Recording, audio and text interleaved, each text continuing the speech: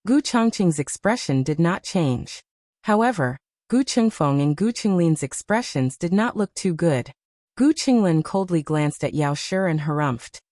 Really, concubine mother? Why did you let her come? Isn't it better for us to worship mother ourselves? Gu Chongqing looked at him seriously. Get in the car. Gu Qinglin said unhappily. I didn't say anything wrong. She was the one who killed her mother. She still has the face to visit her mother's grave. Gu Qinglin thought so too, but his elder brother was here. He didn't want his younger brother to be punished by his elder brother again. Gu Qingfeng tugged at his younger brother's sleeve. All right, let's get on the carriage first. If we get there late and it snows, it won't be easy to travel. Humph. Gu Qinglin angrily glared at Yao Shi and angrily got into the carriage. Gu Qingfeng got into the same carriage as him. Gu Chongqing rode his horse. Madame Yao and senior servant Feng sat in another carriage, and there were 2 other carriages pulling the offerings for Madame Ling. Why suffer such grievances? Nanny Feng's heart ached as she helped Yao Shi sit down on a stool. It's nothing, Yao Shi said. She had long since gotten used to these words. At first, she would feel hurt and aggrieved, but now, she was already numb to it. She wasn't the one who killed the late madam. She knew that she was innocent. More than 2 hours later, the group arrived at Eastern Moon Village. The graveyard was in a forest behind the village. Gu Chongqing and the other 2 got out of the carriage. Madame Yao also got out of the carriage. She ordered people to bring down Madame Ling's offerings, and planned to go to the grave to burn incense for her. Gu Qinglin stepped forward and blocked her path. I won't allow you to pay respects to my mother. You don't deserve it. Madame Yao finally understood that concubine Ling called her over to use her stepson to humiliate her. Madame Yao calmly said, I promised the old madam that I would burn incense for the late madam. Go away. Gu Qinglin reached out to push Madame Yao, but Gu Chongqing strode over and grabbed his younger brother's wrist. Do you want to cause trouble in front of mother's grave? Gu Qinglin angrily withdrew his hand. Madame Yao handed the incense and paper money in her hand to Gu Chongqing. Then I won't go. I'll have to trouble the heir to convey my sincerity. Gu Chongqing took the things she handed over. Madam, go to the carriage and wait. It's windy outside. Madame Yao looked at him strangely. He was actually concerned about her. Did he really become obedient in front of his mother's grave? Madame Yao didn't say anything and turned to get into the carriage. I shouldn't have let her come. Gu Qinglin muttered. Don't talk so much. Gu Qingfeng said. The Marquis's estate hired nearby villagers to guard the Gu family's ancestral grave. Every grave was cleaned very well. The 3 brothers paid respects to Madame Ling and their great-grandfather and great-grandmother. Then they went to the village to take a look as usual. The Gu family's ancestors weren't from Dongyue village, but he had received the kindness of the local villagers. These years, the Gu family's ancestral grave had been well protected thanks to the villagers guarding it. Madame Yao brought the gifts in the carriage to the villagers one by one. In the past, it was concubine Ling who did this. The villagers all thought that concubine Ling was the true madam of the Gu family. When they saw Madame Yao, they asked her if she was a concubine of the Gu family, which made senior servant Feng angry. This was concubine Ling's second move. She was using the villagers' unintentional words to make her feel bad. Madame Yao wanted to laugh. In the end, concubine Ling had never been a mother. She didn't understand that for a mother, to be able to break the curse that her son wouldn't live past 15 and recognize her own flesh and blood, she had nothing else to ask for in this life. After visiting the villagers, it was a bit late. It was time for them to return home. Not long after they got on the carriage, it really started to snow. They hadn't eaten at noon, so they were hungry and cold. Madame Yao had a maidservant bring a box of pastries to the 3 brothers. Gu Qinglin sneered. I don't eat the food she makes. Gu Chongqing frowned with a complicated expression. Eldest brother, it's outside. Come sit in the carriage. Gu Qingfeng said to Gu Chongqing. Gu Chongqing lightly said, no need. How could people who were on the battlefield care about a little bit of wind and snow? Madam, they don't want to eat. The maidservant brought the pastries back. Then forget it. Madame Yao took the box of pastries back. In reality, she didn't make them herself. She wasn't so kind as to make pastries for her stepson. She brought them from the manor. She ate 2 pieces herself. Recently, her appetite hadn't been very good, so she didn't eat much. She gave them all to senior servant Fong and the other maidservants. The snowy weather caused the carriage's journey to slow down.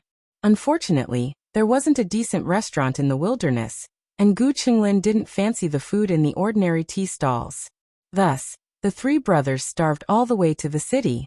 On the road back to the Marquis Fu, there was a stall that sold crispy duck. Gu Qinglin usually liked to eat the duck from that stall.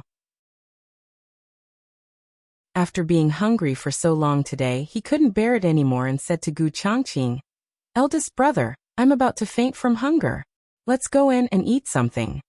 Gu Changqing looked at his 2 younger brothers who were starving and nodded. He rode his horse to Madame Yao's carriage and said, "Eat something before going back?" Madame Yao wasn't hungry, but she was tired after sitting in the carriage for a day. The group got off the carriage and asked for 2 rooms on the 2nd floor. The 3 brothers were in one room and Madame Yao was in the other. Madame Yao didn't eat anything and ordered a table of food for senior servant Fong and the accompanying servants. The room was very stuffy. She also wanted to go to the toilet, so she went to the guest room in the back of the 1st floor. When she came out and walked to the main hall, a man's voice suddenly called out to her, "Yao." Madame Yao hadn't heard this voice for many years, but she still recognized it immediately. Madame Yao's expression changed, and she turned around in a daze. "Yao, it really is you." A man wearing a navy blue robe walked over with large strides. He was around 30 years old and had delicate features. He was handsome and spirited. His figure wasn't as tall as Marquis Gu, but he was still tall. Madame Yao regained her senses, but when the man came close to her, she still restrained herself and took a few steps back. The man's expression darkened and then he said with embarrassment, "I was rude. I haven't seen you in so many years. In a moment of excitement, I almost forgot my manners. Please forgive me." As he said this, he cupped his hands and bowed. Madame Yao dodged to the side and did not accept his greeting. "Don't be like this." The man looked at Madame Yao with a complicated gaze. "Yao, have you been well these years? I heard that you married into Marquis Ding and Manor. Has the Marquis treated you well?" Madame Yao lowered her eyes and said, "I have been very well." The man smiled as if a burden had been lifted from his shoulders.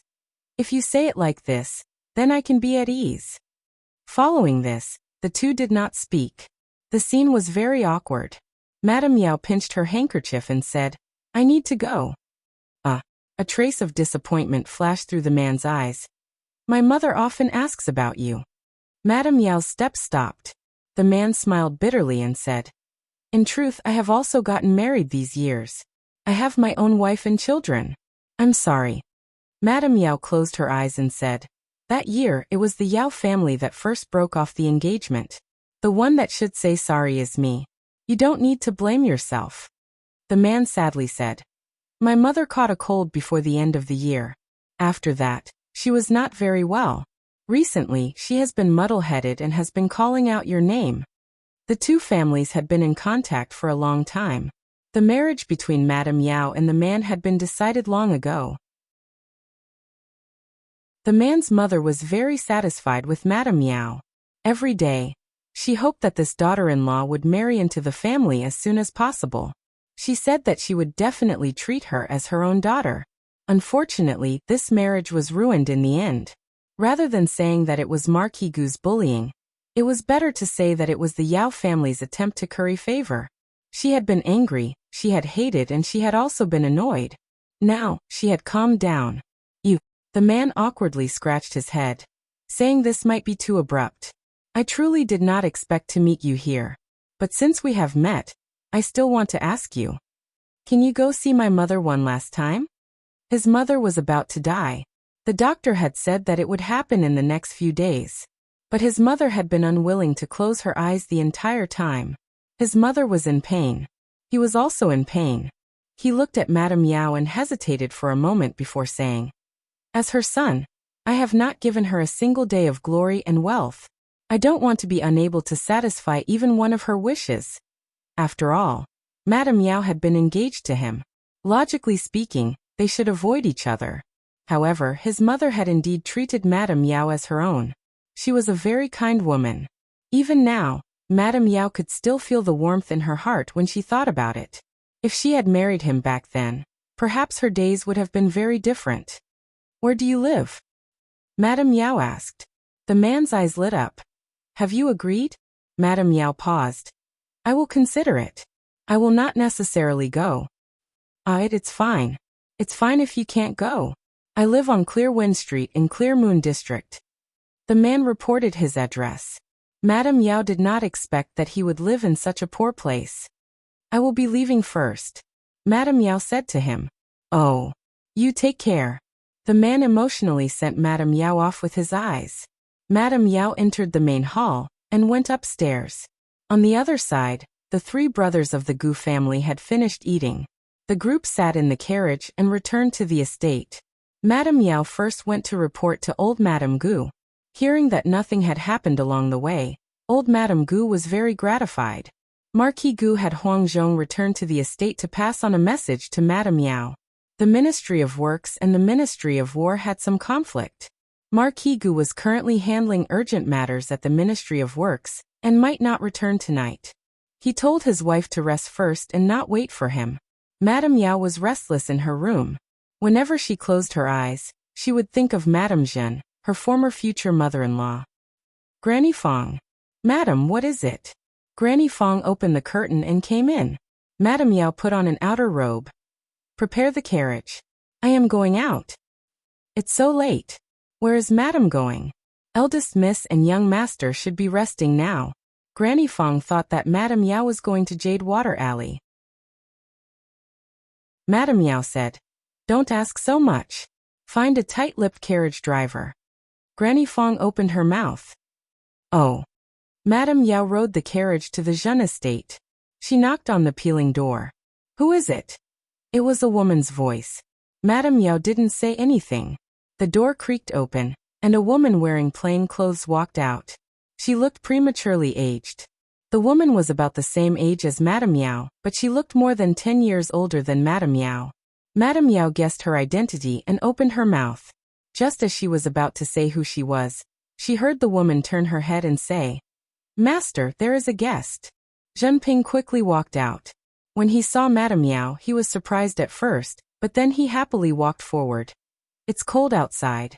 Quickly come in and warm yourself." Then he said to his madam, "It's the Marchioness." The woman bowed to Madame Yao. Madame Yao slightly nodded. It was very clear that the woman had heard of Madame Yao. She tactfully carried the half-washed clothes from the front yard to the rear yard, and didn't appear in front of Madame Yao again.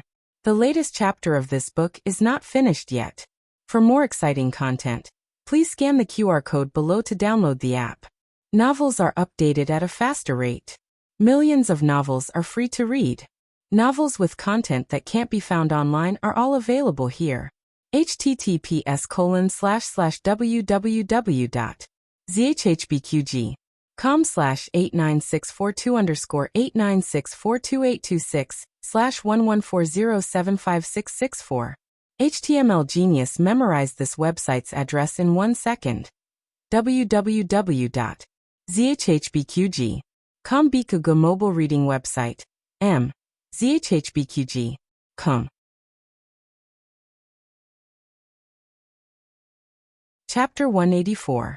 The newest chapter of this book is not finished yet. For more exciting content, please scan the QR code below to download the app. Novels are updated even faster. Millions of novels are free to read. Novels with content that can't be found online are all available here. Come in. Zhen Ping smiled and said, turning to the side to lead the way for Yao Shi. Yao Shi's carriage stopped at the entrance of the alley. She didn't even bring senior servant Fong. She stepped into the courtyard. If she didn't come, Zhen Ping would be nervous. If she really came, Zhen Ping would be even more nervous. The reason was that the courtyard was too simple and crude.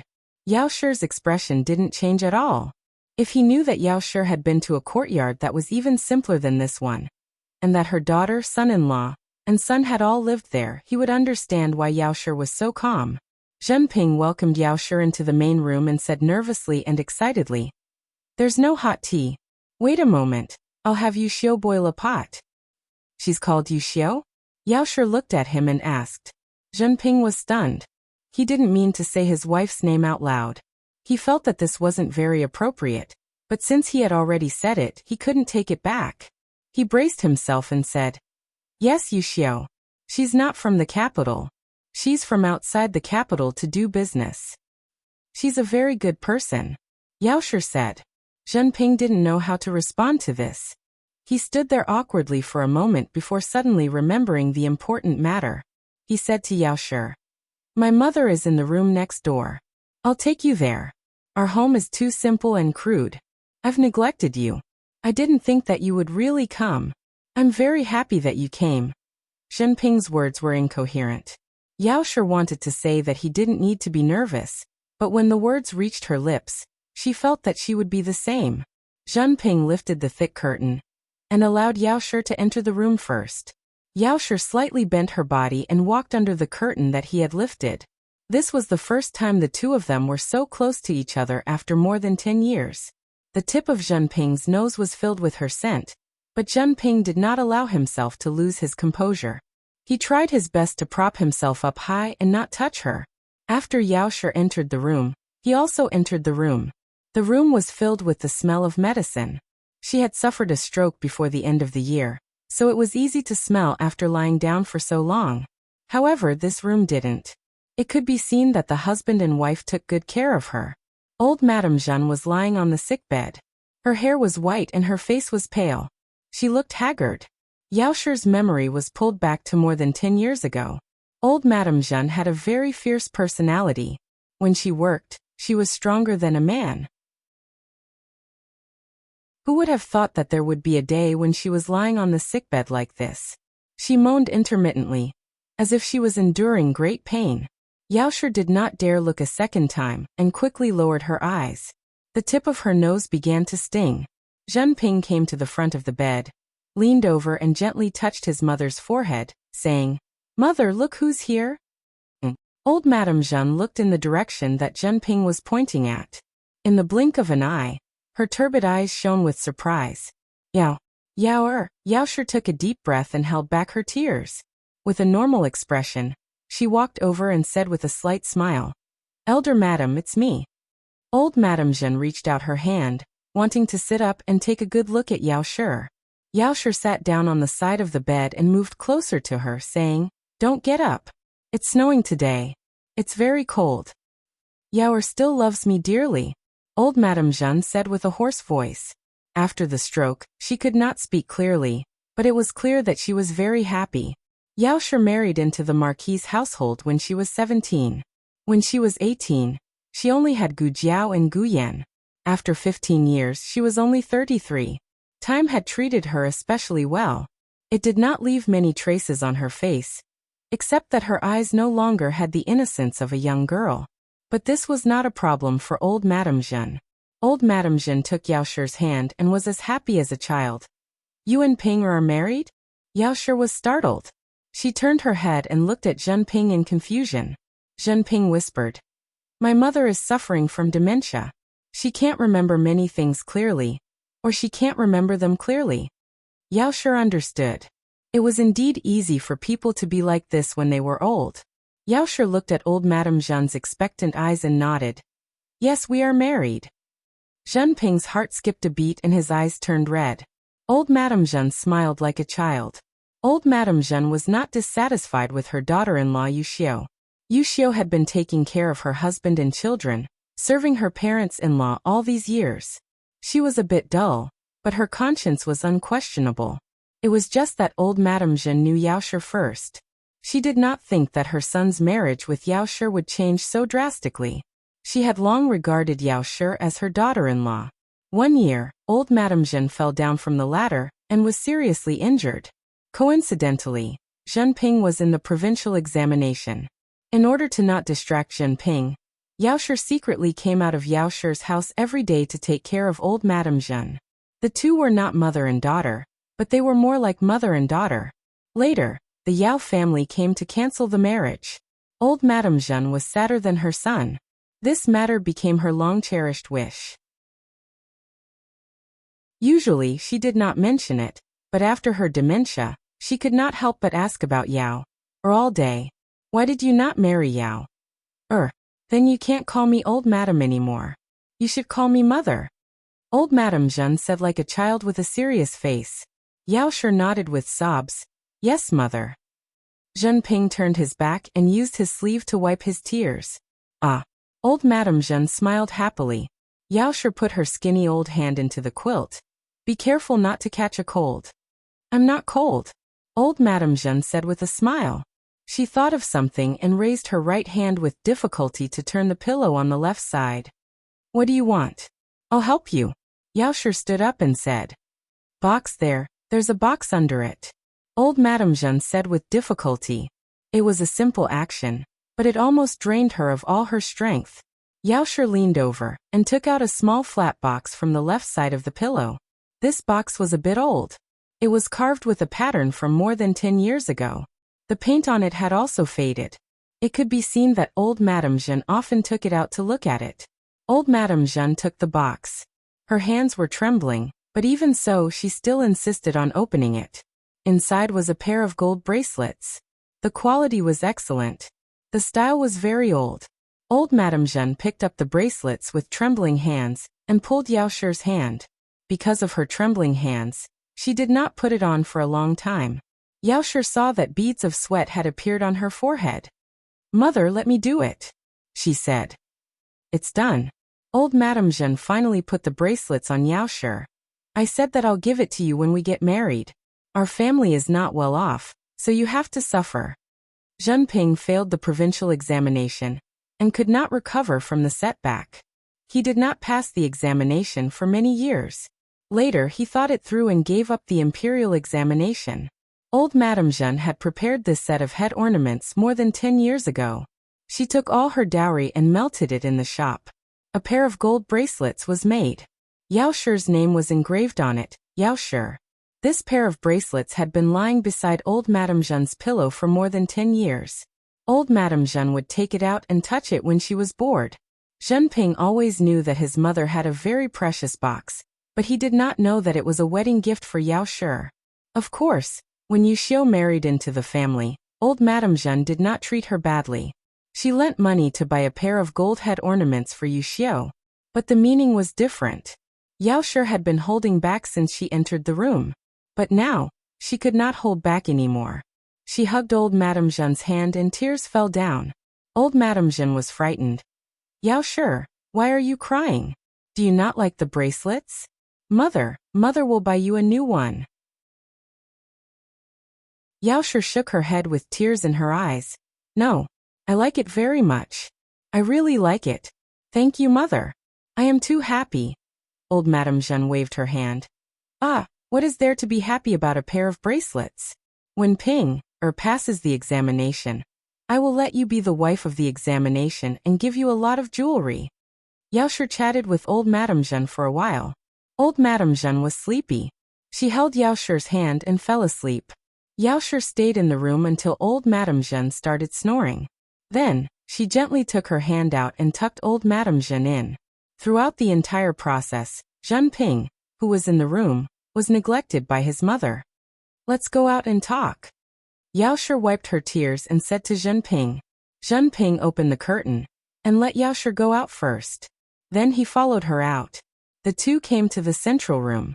There was hot tea in the central room, but no one was there. Yu Xiu must have made the tea and left after putting it down. Zhen Ping took a deep breath and said to Yao Shi, sit. Yao Shi shook her head. I have to go. I'll return this to you. As she spoke, she took off the bracelet on her hand. Zhen Ping hurriedly grabbed her hand. He wanted to stop her, but when he realized that his actions were inappropriate, he let go. Sorry. It's fine. Yao Shi shook her head slightly. She knew his character very well. He wasn't a frivolous person. Zhen Ping said, the bracelet is for you. Take it. My mother will only be at ease if you take it. Otherwise, if you return it to me and she finds it at home, she will be agitated again. Yao Shi thought about it and didn't insist. I'll send you off.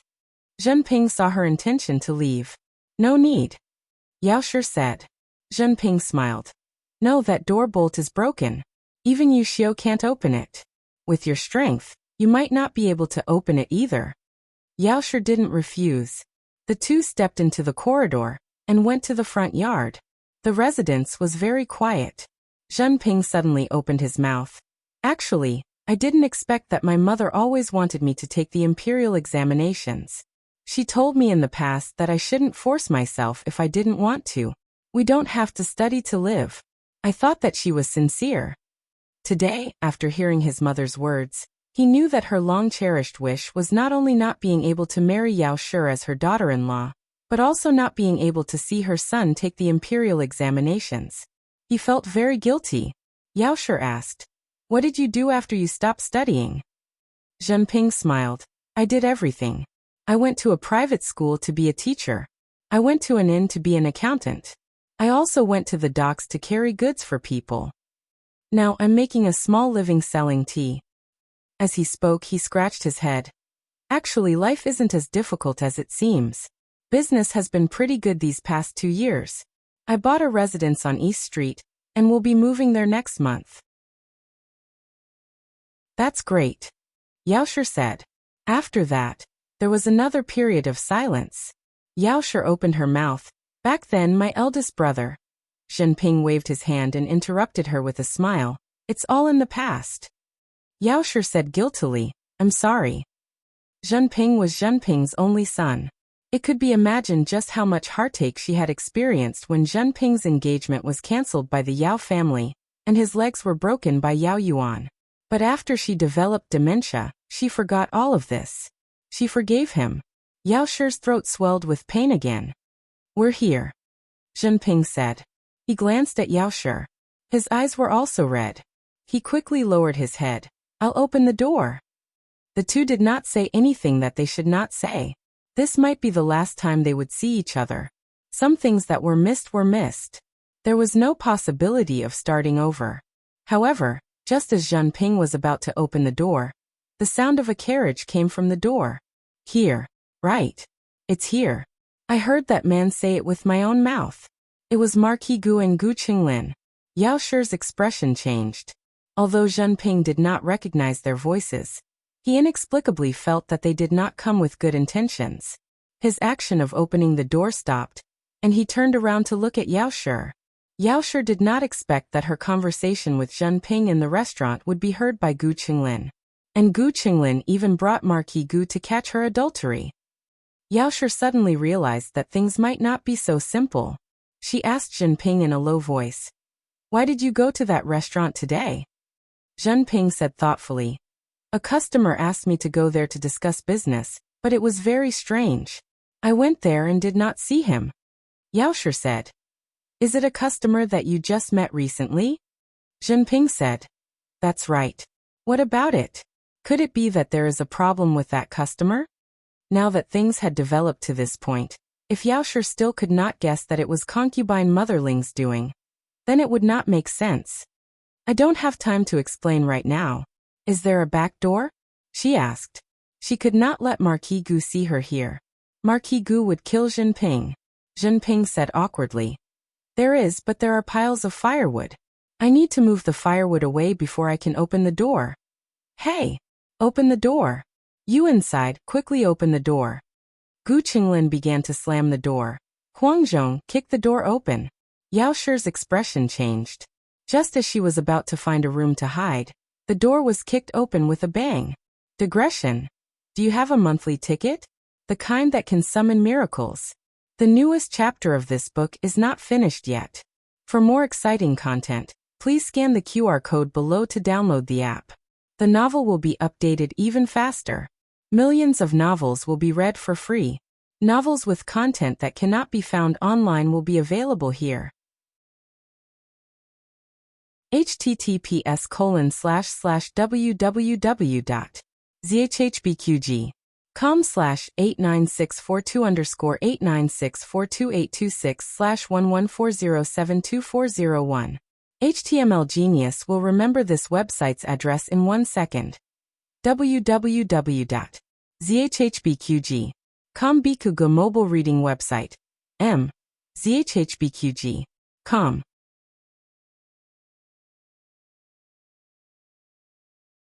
Chapter 185.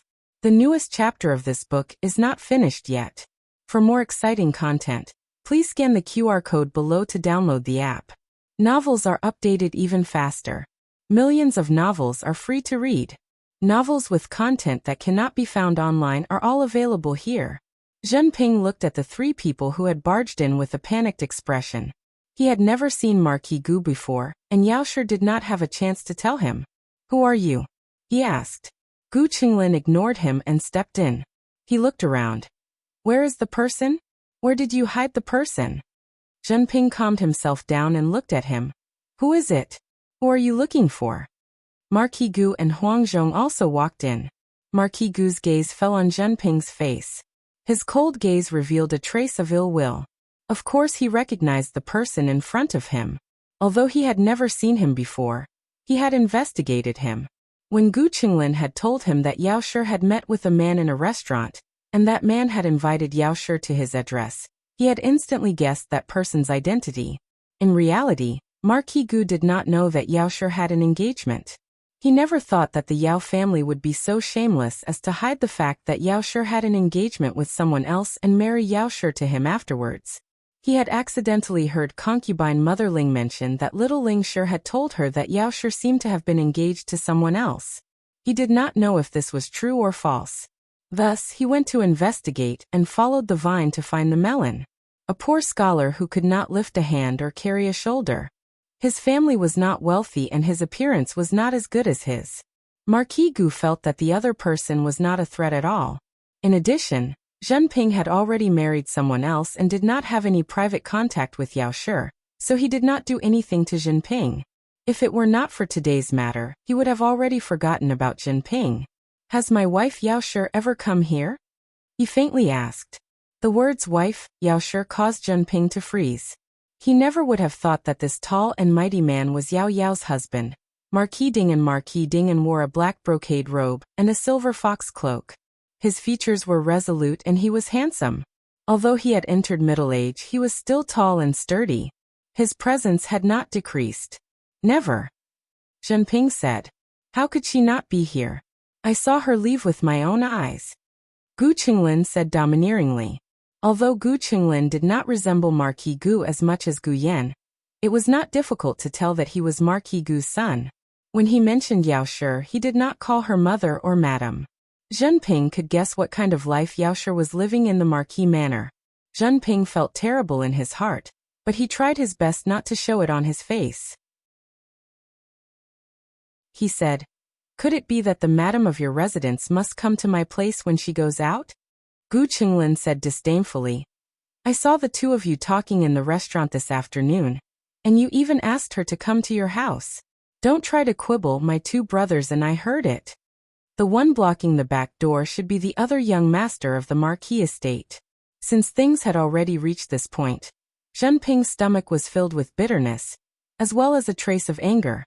What kind of stepson would do such a thing, bringing his own father to catch his own stepmother's adultery? Zhenping clenched his fists and said, "That's right. I met the Marchioness by chance this afternoon and chatted with her for a bit. That's all, nothing else." Gu Qinglin, "You clearly asked her to come to your house to see your mother." Zhenping, "I did say that, but the Marchioness rejected me. She said that it was not suitable for us to have any more contact." Gu Qinglin, "How come I didn't hear that?" Zhenping, "That's not clear." Gu Qinglin still wanted to argue with him, but Huangzhong had already looked around the residence. When he returned to the courtyard, he shook his head at Marquis Gu. Marquis Gu frowned and said to Zhenping, "I've disturbed you." Gu Qinglin, "Father, look again. I heard it with my own ears." Marquis Gu shot daggers at him, and Gu Qinglin resentfully shut his mouth.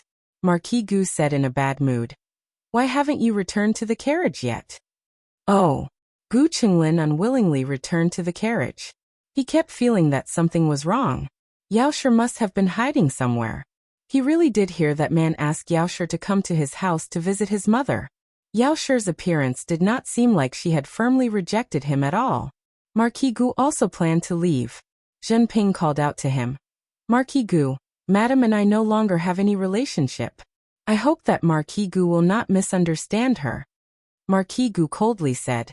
This marquis knows his own matters. There is no need for you to tell me what to do. Zhenping lowered his eyes.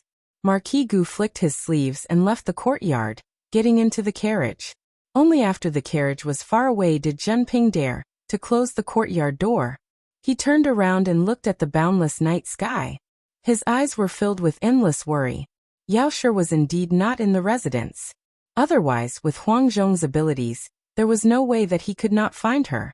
Just now, when the door had been kicked open, a tall figure had descended from the sky, carrying Yao Shi and leaving by leaping onto the walls. Yao Shi had never experienced something like this before.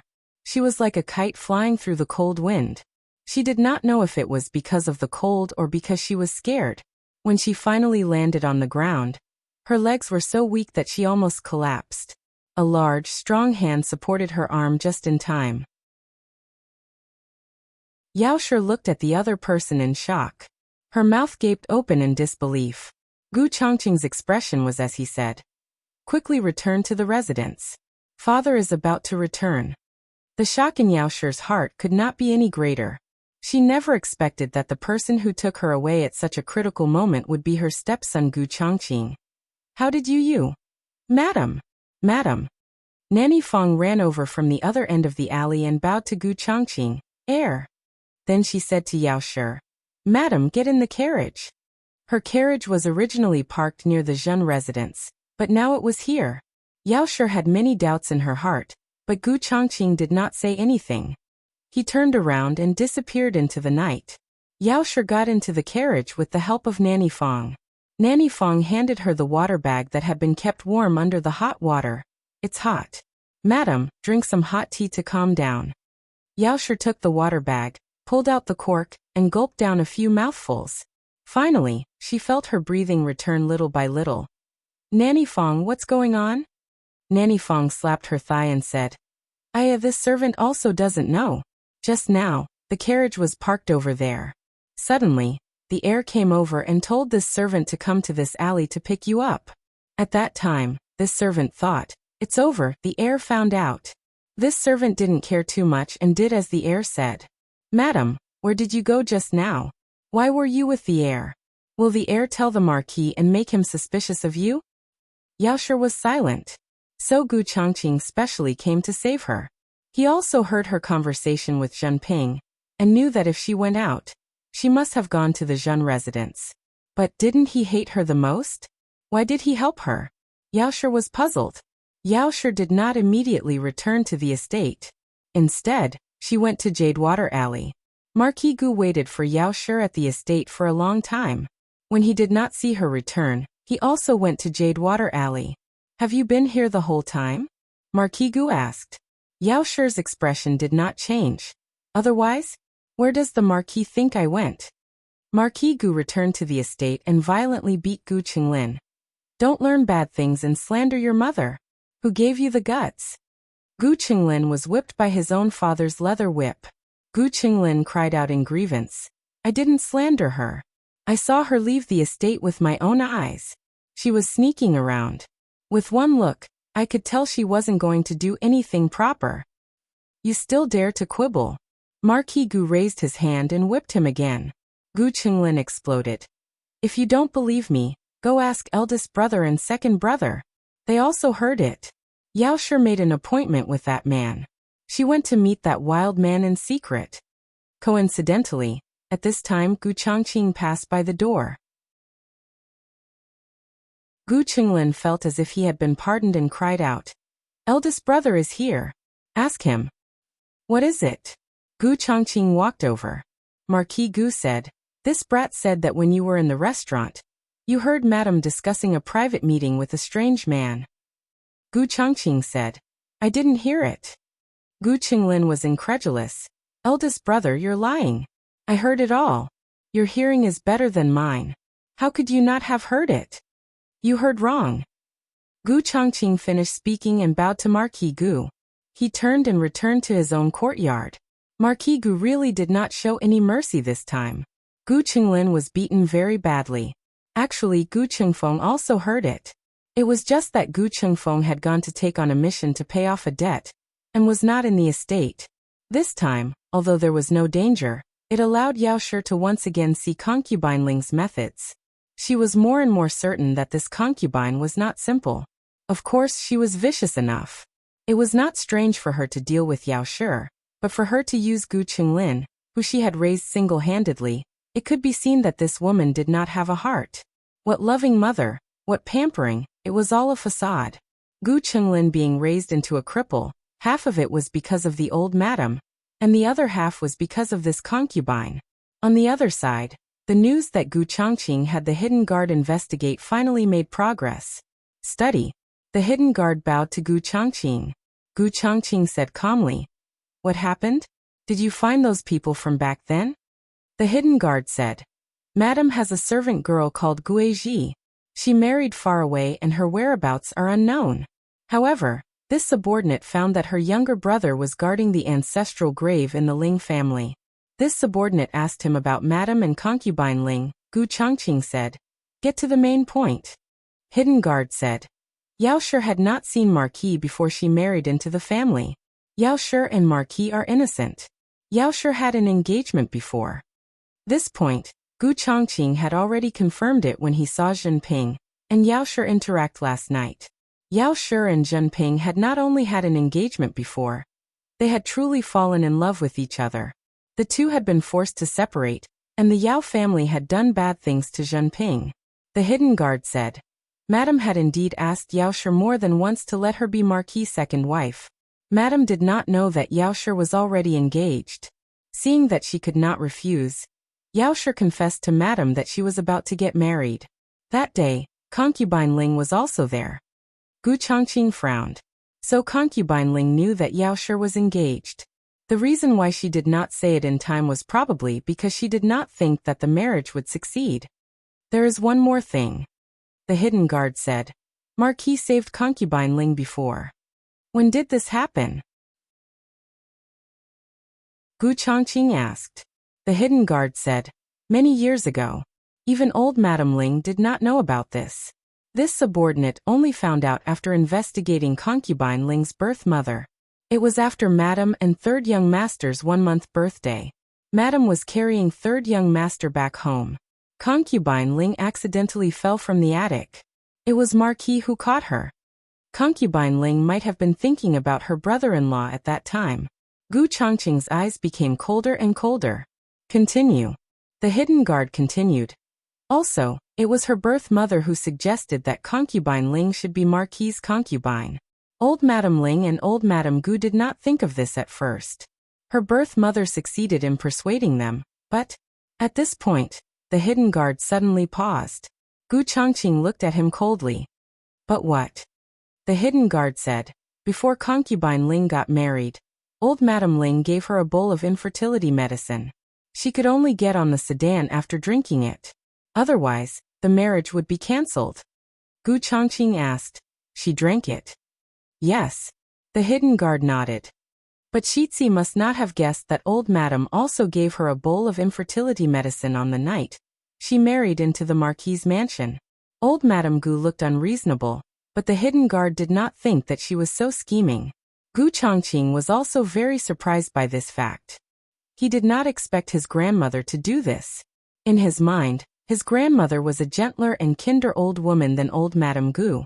Who would have thought that the two of them would tacitly do this to concubine Ling without any discussion?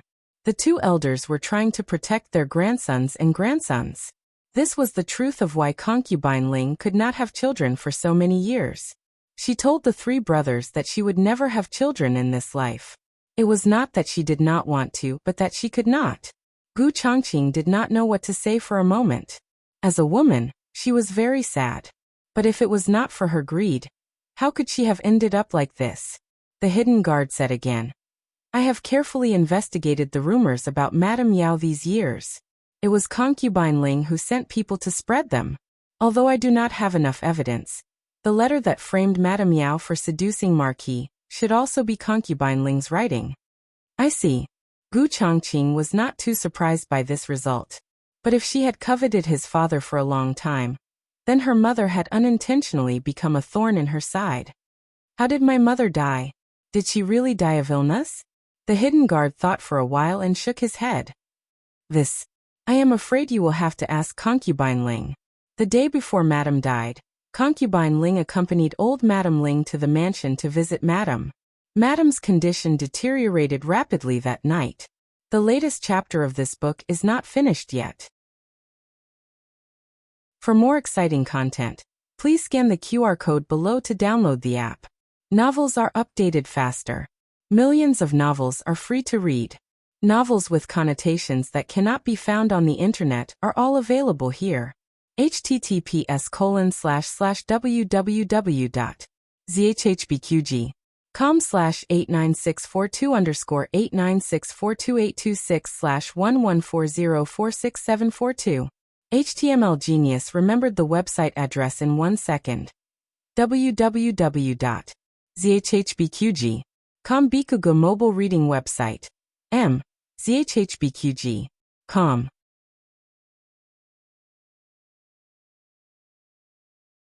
Chapter 186. The latest chapter of this book is not finished yet. For more exciting content, please scan the QR code below to download the app. The novel is updated even faster. Millions of novels are free to read. There are all kinds of novels that can't be found online. Gu Jiao hadn't seen Yao Shi for a few days. Although Yao Shi had come over last night, Gu Jiao had gone to the emergency room and missed Yao Shi. Gu Jiao calculated that Yao Shi should have finished her medicine. After breakfast, she carried the small basket and went to the Marquise Fu. Yao Shi had been tricked by Concubine Ling last night, and was both shocked and angry. She fell asleep very late, and didn't even go to old Madame Gu's morning visit.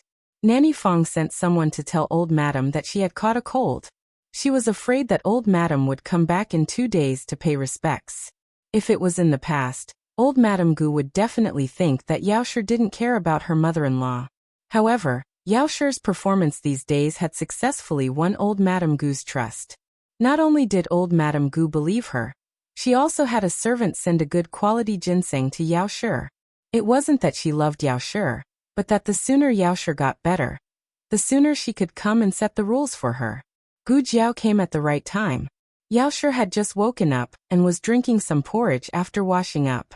When Yao Shi saw her daughter, her eyes couldn't help but fill with a smile. She walked over and took her daughter's hand into the warm room. "Why did you come over today? Is the medical center free?" "The medical center isn't busy," Gu Jiao said. Yao Shi and her daughter sat down on the stools by the table. She didn't like to sit on the official's chair. There was always a tea table between the official's chair and the chair, making people feel like they were separated. Gu Jiao put the small basket on the table and said to Yao Shi, "Your complexion is not good." Yao Shi touched her cheek and smiled. "I slept late."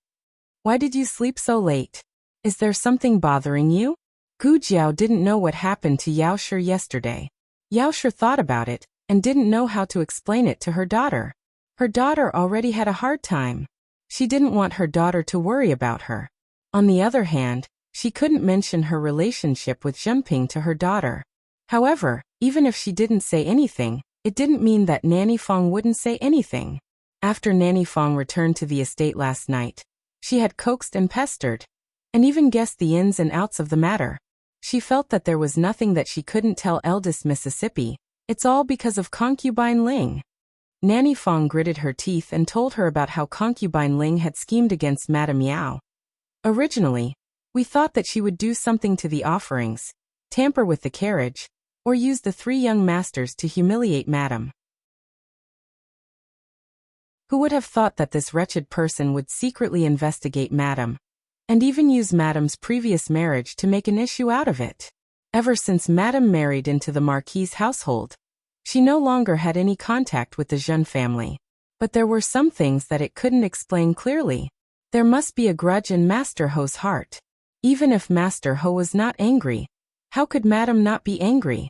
It wasn't easy for Madame to gain old Madame's trust. If she was caught by Marquis and 3rd young master yesterday, all her hard work would have been for naught. The more Nanny Fong thought about it, the angrier she became. She didn't understand how that person surnamed Ling came up with so many bad ideas. If the heir hadn't appeared in time, things wouldn't have ended well yesterday. It's all thanks to the heir. In fact, it didn't matter if Madame Yao's hard work was for naught. She was worried that a vicious woman like concubine Ling would use this matter to slander her children. At that time, there would be rumors in the household. Gu Jiao and Gu Yan were bastards and not Marquis Gu's flesh and blood. Madame Yao felt a wave of lingering fear when she thought about how her children almost had to bear such dirty water. Because of this, when Nanny Fang's words were full of gratitude towards Gu Changqing, she didn't refute it. No matter what happened in the past or in the future, at least for this matter, she really should thank him. Gu Jiao remembered it in her heart. Gu Jiao suddenly remembered the dream of returning to the Marquis's household. In the dream, the person who instigated her relationship with Gu Jinyu and led her step by step to oppose Gu Jinyu was concubine Ling. In the beginning, Gu Jinyu treated the timid her quite well. In the dream, Madame Yao and Gu Yan had passed away, and she was brought back to the capital by Marquis Gu. Marquis Gu also treated her well. After all, his wife and child had passed away. She was the only connection between Marquis Gu and Madame Yao in this world. She was the proof and crystallization of his relationship with Madame Yao. When Marquis Gu saw her, he would think of his wife who had passed away early and would repay all his longing for his wife on her. She was also very reliant on Marquis Gu. In the dream, she had a very harmonious relationship with her father and younger sister in the first 2 years. She couldn't compare to Gu Jinyu in anything, so Gu Jinyu was not jealous of her. On the contrary, Gu Jinyu worked very hard to teach her. But no matter how Gu Jinyu taught her, she could not learn. Gu Jinyu was very patient and loving towards people who could never surpass him. On the other hand, concubine Ling had always been a threat to Gu Jinyu. After Madame Yao passed away, concubine Ling worked hard to promote herself to the head wife. She worked hard in the household for more than 10 years and coaxed old Madame Gu and the Gu brothers into obedience. She was indeed only one step away from being promoted to the head wife. But Gu Jinyu did not want to see her promoted to the head wife. The two of them fought back and forth and turned the world upside down. In the end, the her in the dream became their cannon fodder. And now, because of the appearance of Madame Yao and the present her, the two of them had an even more troublesome enemy, so they stopped fighting each other. Oh! Gu Jiao made a sound of acknowledgement. Madame Yao was worried that her daughter was disturbing concubine Ling. She looked at Nanny Fang bitterly and said to Gu Jiao, "Once bitten, twice shy. Mother won't be fooled again. Mother will deal with her. Don't worry." Concubine Ling had been in the capital for more than 10 years, and had the powerful Ling family as her backing. It would be very difficult for Madame Yao to pull her down in a short period of time. "Okay, I'm not worried," Gu Jiao said. She took out 2 bottles of medicine from the medicine box. She also removed the packaging and put them in porcelain bottles. "This is a new medicine. Use it the same as before." This medicine looked different from the previous one, but Gu Jiao had changed the medicine for her once, so Madame Yao did not suspect anything. Gu Jiao paused, as if she thought of something. She said to Madame Yao, "That's right, Grandaunt has something that she wants me to give to you." "What is it?" Madame Yao asked. Gu Jiao opened the medicine box and took out a packet of medicine powder. "Grandaunt said that you can understand it." Madame Yao took the small packet of medicine. Her little heart began to beat faster. Was the old madam giving her advice again? She did not have time to ask her for advice yesterday, but the old madam had already seen through her. Madame Yao's eyes flashed. She cleared her throat and said, My courtyard has rats. I'll ask Grandaunt for some rat medicine." Gu Jiao. Oh. Gu Jiao got up and bid farewell. As soon as Gu Jiao left, Madame Yao could not wait to deal with concubine Ling. Concubine Ling had played such a big trick on her. She had been holding it in for an entire night, so she was furious. The old madam was her reassurance. With the old madam's advice, she was not afraid of anything. "Where is concubine Ling?" Madame Yao asked with great ambition. Nurse Fang was startled. "Madam, what do you want to do?" Madame Yao. "Drug her." Nurse Fang hesitated. "This is not appropriate, right? You drugged her last time. If you drug her again, it won't be so easy to succeed." Concubine Ling was now very vigilant. All of her food was strictly controlled, and she would not be tricked by Madame Yao again. Madame Yao frowned and said, Since the old madam asked me to drug her, it means that this method must be the most effective. She should be the one to force it down. Nurse Fong, are you sure that the medicine was given by the old madam? Why do I feel that there is something wrong with the eldest Mrs. eyes? Madame Yao thought carefully.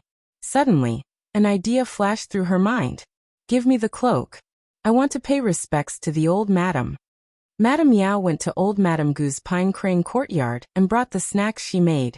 They were actually leftovers from yesterday. The weather was cold, so they were not bad. Madame Yao carried the food box and bowed to old Madame Gu. Mother, your daughter-in-law has come late. Thank you for the ginseng. I feel much better after eating it. Madame Gu was very pleased with Madame Yao's words and attitude. Old Madame Gu glanced at Madame Yao indifferently and said, there is no need to rush over.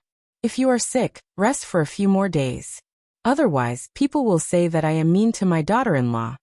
Madame Yao smiled slightly. What are you saying? It is your daughter-in-law's fortune to be able to serve mother. Mother is blessed, so your daughter-in-law can also benefit from being by your side. No matter how many times one tried to flatter him, it was impossible to penetrate him. Old Madame Gu looked at the food box in her hand. Yao Shi smiled and walked forward. Daughter-in-law made the desserts that you like. Old Madame Gu happened to be a little hungry. Madame Yao opened the snack box and took out a few plates of exquisite and delicious snacks. She said to old Madame Gu, by the way, why don't I see concubine Ling? Why are you looking for her? Old Madame Gu asked. Madame Yao said, I forgot to return the key to the small storeroom to her. There are also some parts of this month's accounts that I don't understand. In the past, concubine Ling was the one who did the accounts, so I wanted to ask her. Old Madame Gu said indifferently, she will be here soon. Wait here. Madame Yao bowed. Yes. With old Madame Gu's approval, Madame Yao sat down at Pine Crane Courtyard with a clear conscience. Not long after, concubine Ling arrived. She was stunned when she saw Madame Yao. Madame Yao smiled and said to her, it has only been a day. Why is concubine Ling looking at me like this? Gu Qinglin had come to complain to concubine Ling early in the morning, saying that Madame Yao was not a good person. She had secretly met with a wild man, and even let Madame Yao escape. Concubine Ling already knew that her plan last night had failed. She lamented that Madame Yao was really lucky. She could not even kill her like this. Concubine Ling said without batting an eyelid, nothing. I heard that Madame was sick. I did not expect Madame to come pay respects to old Madame while sick. She was not afraid of infecting old Madame Gu with her illness. Madame Yao said, concubine Ling, you are quite concerned about my courtyard. As soon as she said this, concubine Ling's expression tightened. She did not come to Pine Crane Courtyard just now. Logically speaking, she should not know about Madame Yao's illness. However, she had said it so rashly. Was she not saying that she had been monitoring Pine Crane Courtyard? Concubine Ling could monitor Madame Yao, but she could not monitor old Madame Gu. Old Madame Gu frowned. Concubine Ling quickly said, I heard from the Marquis. The Marquis went to the Yamen this morning, and I met him. Madame Yao was shocked. The Marquis did not return to the residence last night. Something seemed to have happened at the Ministry of Works recently. The Marquis went to Bai Shui Alley and brought her back to the residence. He did not even enter the main gate before going to the Ministry of Works. Concubine Ling's words were making things worse. Old Madame Gu was not stupid. How could she not see that concubine Ling was trying to justify herself? Old Madame Gu's face turned colder. Concubine Ling was extremely embarrassed. She scolded Madame Yao in her heart. What kind of medicine did Madame Yao eat? She was getting more and more difficult to deal with. Madame Yao tried to smooth things over. Forget it. Maybe one of the maids in my courtyard let it slip. Concubine Ling did not do it on purpose. Mother, I am tired of eating too many snacks. I will go and make some flower tea for you. Not only was Madame Yao good at making snacks, but the tea was also very fragrant. Old Madame Gu nodded. Madame Yao went to the tea room to make a pot of flower tea. Concubine Ling, do you want a cup? Concubine Ling did not dare to drink Madame Yao's tea. Madame Yao said, This flower tea is made from dried flowers that mother personally chose. It is much more fragrant than the dried flowers I bought outside. If Concubine Ling did not try Madame Gu's things, wouldn't she be disrespecting her? Moreover, Concubine Ling thought that Madame Yao should not have the guts to poison her in front of Madame Gu. Madame Yao was a newborn calf who was not afraid of tigers. She did not think as thoroughly as Concubine Ling, so she did not have as many scruples as Concubine Ling. She put the powder that Gu Jiao gave her into Concubine Ling's tea. One dared to give, and the other dared to take. Concubine Ling was still very careful. After taking a sip, she waited for a long time. When she did not feel any discomfort, she took a second and third sip. It had to be said that Madame Yao's tea skills were indeed superb. She hated Madame Yao so much, but she could not help but drink the whole cup. Until night, there was no bad news from Concubine Ling. Madame Yao was puzzled. Could it be that the old madam did not give her poison? The abnormality happened the next day. Concubine Ling came to greet Madame Gu early in the morning. When she smelled the smell of steamed buns, she suddenly vomited. Madame Gu made her feel very uncomfortable, but she still asked someone to call the doctor over. The doctor took the pulse and immediately said to Madame Gu, "Congratulations, Madame Gu. Concubine Ling is pregnant." Digression, Marquis Gu. Oh, you can get pregnant yourself? The latest chapter of this book is not finished yet. For more exciting content, please scan the QR code below to download the app. The novel is updated faster. Millions of novels are free to read. There are all the novels that you can't find online. https://www.zhbqg.com/89642_8964286/1140433320. HTML Genius remembered the address of this website in a second.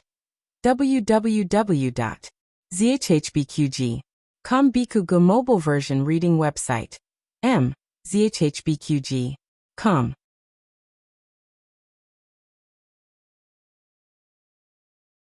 Chapter 187. The latest chapter of this book is not finished yet. For more exciting content, please scan the QR code below to download the app. Novels are updated faster. Millions of novels are free to read. Novels with content that can't be found online are all available here. Old Madame Gu looked at the doctor in shock. "What did you say? Pregnancy pulse?" The doctor said, "Yes, old madam, it's a pregnancy pulse." Old Madame Gu said, "Are you sure you didn't make a mistake?" The house doctor smiled. "Although my medical skills aren't that great, I can't make a mistake about the pregnancy pulse. Congratulations, old madam, you are going to have a baby grandson." Old Madame Gu's expression became strange.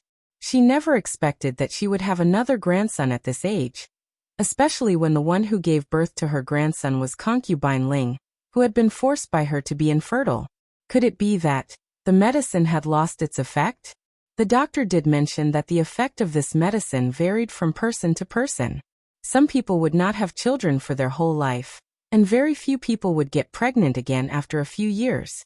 Forget it. If it lost its effect, then so be it. In the past, she did not allow Concubine Ling to give birth to her child, because Gu Chongqing and his brothers were still young. Old Madame Gu was worried that Concubine Ling's son would threaten the three brothers' status. Now that Gu Chongqing had been conferred the title of heir apparent by the emperor, he was the rightful heir of the Lord Protector's manor. Gu Chengfeng and Gu Qinglin were also grown up. It did not matter if they had another little brother. Considering that Concubine Ling had taken care of the three brothers for so many years, it was not impossible to give her a son for the rest of her life.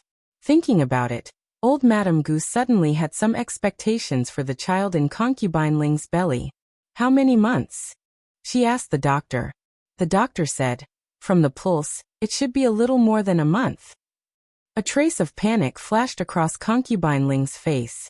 "But I just had my period a few days ago." The doctor smiled. "That's also true." Old Madame Gu nodded thoughtfully. "That's right. When I was pregnant with Concubine Shu, I also had my period. I almost thought that I was not pregnant."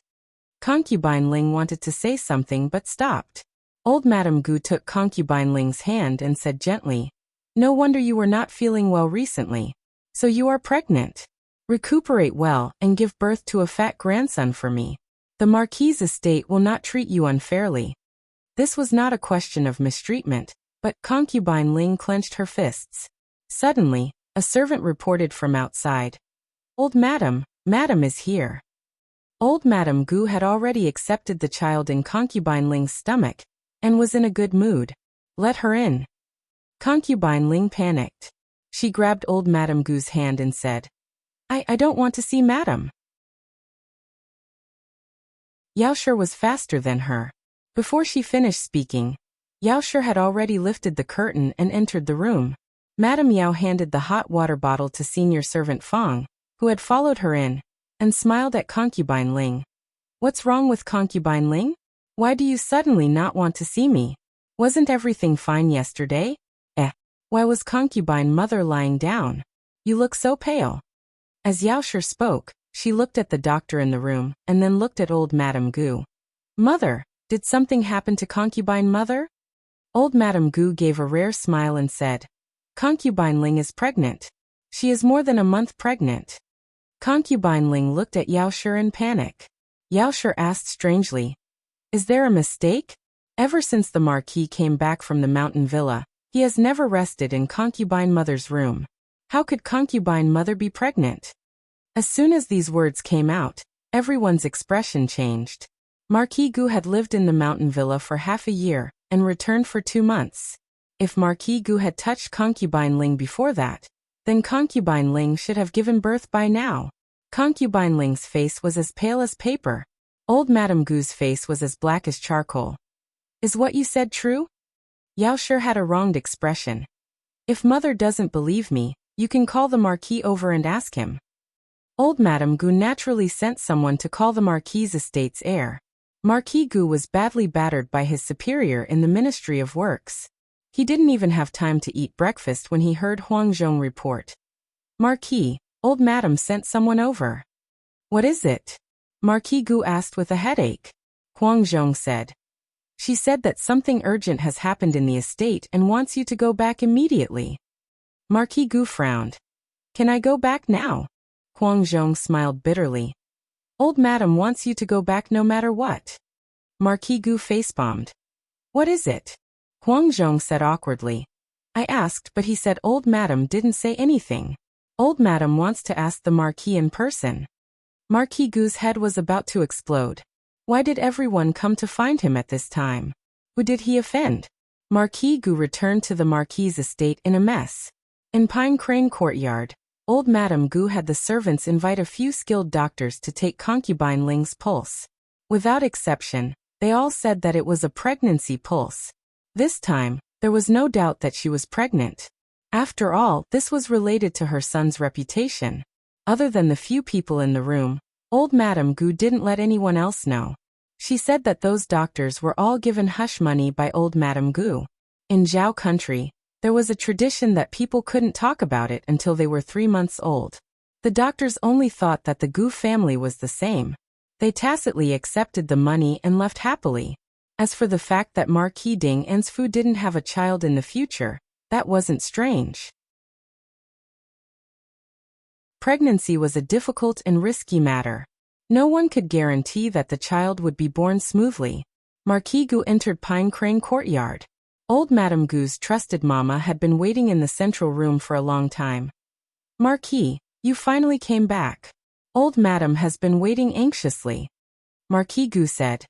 No, I just met a few doctors at the door. Is my mother's health not very good? It's not old Madame. Old Madame Gu didn't know how to explain inside. Marquis, go in and take a look. She opened the curtain and let Marquis Gu enter the room. There were only 4 people in the room. Old Madame Gu, Yaoshi, Mama Fang and concubine Ling who was lying on the bed with a pale face. Marquis Gu first bowed to old Madame Gu. Mother. He then walked to Yaoshi's side.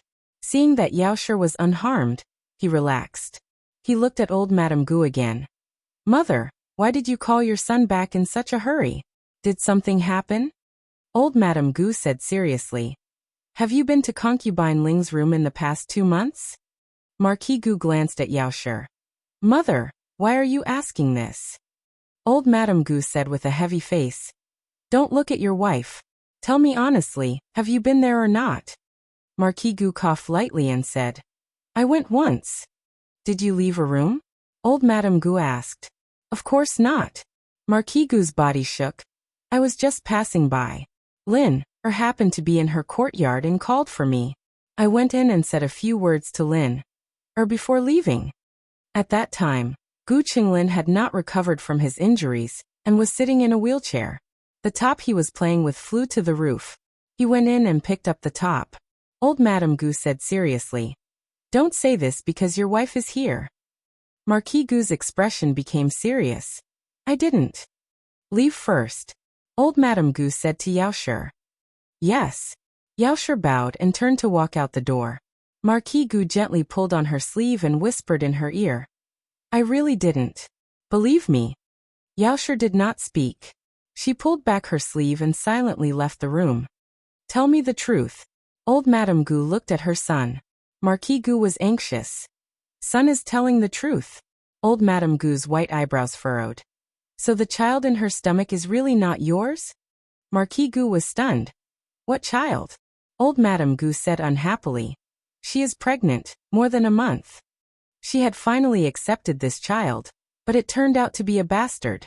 Old Madame Gu was furious. Marquis Gu looked coldly at Concubine Ling. Although he did not like Concubine Ling, it did not mean that he would allow her to cheat on him. Concubine Ling had already fainted from anger. She only woke up now. When she opened her eyes, she was met with Marquis Gu's death stare. She trembled and almost fainted again. She climbed up from the bed and knelt on the edge of the bed to grab Marquis Gu's hand. Marquis, I am not pregnant. I am not. Marquis Gu coldly retracted his hand. Whether you are pregnant or not, don't you know in your heart? I am really not. Concubine Ling felt wronged. This was much more wrong than when she was poisoned by Yaoshi. Instead, people thought that she was playing the victim. Her heart was filled with this man. She had admired him since she was a teenager. In order to marry him, she had schemed. How could she betray him? She choked. Marquis, it doesn't matter if others don't believe me. You must believe me. Unfortunately, Marquis Gu did not believe her. Concubine Ling shouted. It's Madame. It must be Madame. She did something. She made me flower tea yesterday. There is something wrong with the flower tea. That flower tea is mine. Old Madame Gu was furious. Concubine Ling hurriedly said. I mean when she made the tea, she did something, she drugged my tea. Is there a drug that can make people pregnant? Old Madame Gu expressed that she had never heard of such a drug in her life. Did Concubine Ling think she was a fool? This was naturally not a drug that could make people pregnant. It was just a drug that could forcefully change a person's pulse. Concubine Ling was more miserable. Not only did her pulse change, but she also had the side effects of the drug. Even the symptoms of early pregnancy were matched. Concubine Ling turned to look at old Madame Gu. Mother, don't you remember that I took the infertility drug? How can I be pregnant? Old Madame Gu snorted. Maybe the drug's effect has worn off. This was the first time Marquis Gu heard about the infertility drug. But it was not important. This damned woman had cheated on him and was pregnant with someone else's bastard child. He was so angry.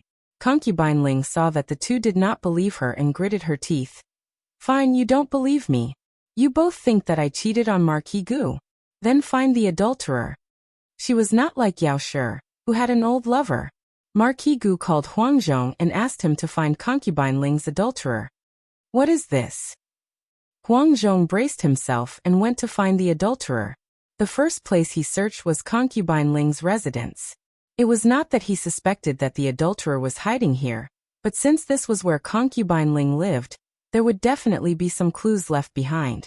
Just as Huang Zhongqian stepped into the courtyard, a petite figure leaped over the wall and into the courtyard. She came to Concubine Ling's yard, intending to put the evidence of Concubine Ling's crime inside. But she saw a person. Gu Chongqing. Gu Chongqing had also just arrived. The curtains were so thick that no light could pass through. The room was dark, but Gu Chongqing still recognized Gu Jiao at a glance. The two of them stared at each other for 3 seconds. Gu Jiao. I'm here to put something in. Gu Chongqing opened his mouth, coughed lightly and said seriously. What a coincidence, me too. Gu Jiao. Gu Chongqing. Gu Jiao, why does this happen every time I do something shady? Does she not deserve to do the task alone? Gu Jiao silently put the evidence forged by the old chancellor into the drawer. Gu Chongqing also put his own evidence in. The two of them were silent for a while. Gu Jiao. Let's not put them together. Gu Chongqing. That's true. The two of them took out their evidence at the same time. One of them put it in the wardrobe, and the other under the pillow. Huang Zhong is here. Gu Chongqing heard the movement outside the yard and hurriedly reminded Gu Jiao, intending to take her out. But when he turned his head, there was no sign of Gu Jiao. Gu Chongqing. That's not necessary. In Pine Crane Courtyard, concubine Mother Ling had already regained her wits. Yao Shi was only able to harm her because of the old madam's convenience. If she really wanted to extend her hand into her courtyard, it would be impossible. Otherwise, why would she drug her in the Pine Crane yard? Search. She wanted to see what Huang Zhong was able to find out. Marquis. Madame Gu. I found it. Huang Zhong rushed in with 2 boxes in his hands. Concubine Ling frowned. What was going on? Marquis Gu and Madame Gu opened the boxes. The two of them first opened the box that Gu Jiao had given them. In the dream when they returned to the residence, Concubine Ling had been secretly looking for medicine to treat her infertility. But Concubine Ling was very careful. Every time she read the prescription, she would immediately destroy it. Gu Jiao forged a new one for her. The old chancellor was very skilled and knew how to make old prescriptions. He even made prescriptions from more than 10 years ago. In addition to the prescriptions, the old chancellor played 2 roles and wrote dozens of sentimental love letters. The old chancellor came from a poor family. Before he became successful, he used to earn money by writing romance novels. The sales volume was always the highest. His writing style was very good. The latest chapter of this book is not finished yet. For more exciting content, please scan the QR code below to download the app. Novels are updated faster.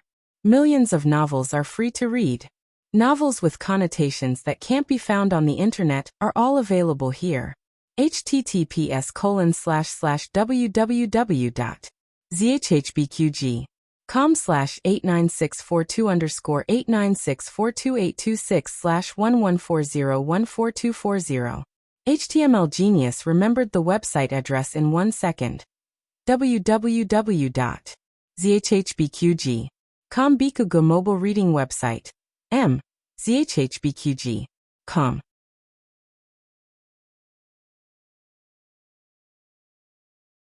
Chapter 188. The latest chapter of this book is not finished yet. For more exciting content, please scan the QR code below to download the app. The novel is more complete and updated faster. Millions of novels are free to read. There are novels with connotations that can't be found on the internet here. Marquis Gu slapped on the table. There are witnesses and evidence. What else do you have to say? Those words were obviously the handwriting of Concubine Ling. Concubine Ling herself was stunned. For a moment, she suspected that she had lost her memory. Did she really write it? Of course, this adulterer didn't exist. In order to make the whole story more reasonable, the old chancellor finally wrote a letter of severance between the two of them in a very sad tone. Basically, it said, I've had enough of this kind of shady days. I can't stand you returning to another man. Goodbye, the love of my heart. Don't come to me. I will go to a place where there is no one, and end the rest of my life with the memories of the two of us. These letters are the proof that I have stayed in your world. I hope to leave them with you and cherish them. Well, he even filled in the hole of why Concubine Ling was holding the love letter he wrote. If there was no love letter from Concubine Ling, then it could only be regarded as the adulterer's one-sided statement. Concubine Ling just didn't admit that it was written for her. It was because of her handwritten reply that this romantic story had a sense of immersion and persuasiveness. Marquis Gu. No wonder I couldn't find the adulterer. It turned out that the adulterer had left the capital. Marquis Gu fumed. Not only was he angry that concubine Ling cheated on him, but he was also angry that the adulterer's writing was much better than his. He couldn't write such a mushy sentence. I'll take a small note and write it for Madam in the future. Marquis Gu was absolutely angry that concubine Ling cheated on him. But he could still be distracted at this moment, which meant that concubine Ling didn't have much weight in his heart. It was purely a matter of a man's face. In contrast, it was old Madame Gu who was beside him who was very angry. Concubine Ling was too shameless. Wasn't the man at home good? Why did he have to cheat outside? Which wild man outside could be compared with her son? She trembled all over and pointed at concubine Ling's nose. I used to think that you were a good person. I treated you like my own daughter. I didn't give you a lot of food and clothes. Although you are only a concubine, you have a better life in the mansion than the legal wife. In the end, this is how you repay the Marquis? Auntie Ling thought to herself, that's right. She's even more glamorous than the legal wife. Isn't that because she drank the childless soup? If she also gave birth to a son to compete with Gu Chongqing and his two brothers for the family business, would old Madam still think so highly of her? She didn't say that out loud. Old Madame Gu would not feel ashamed even if she told her. She would only think that she was shameless and insatiable.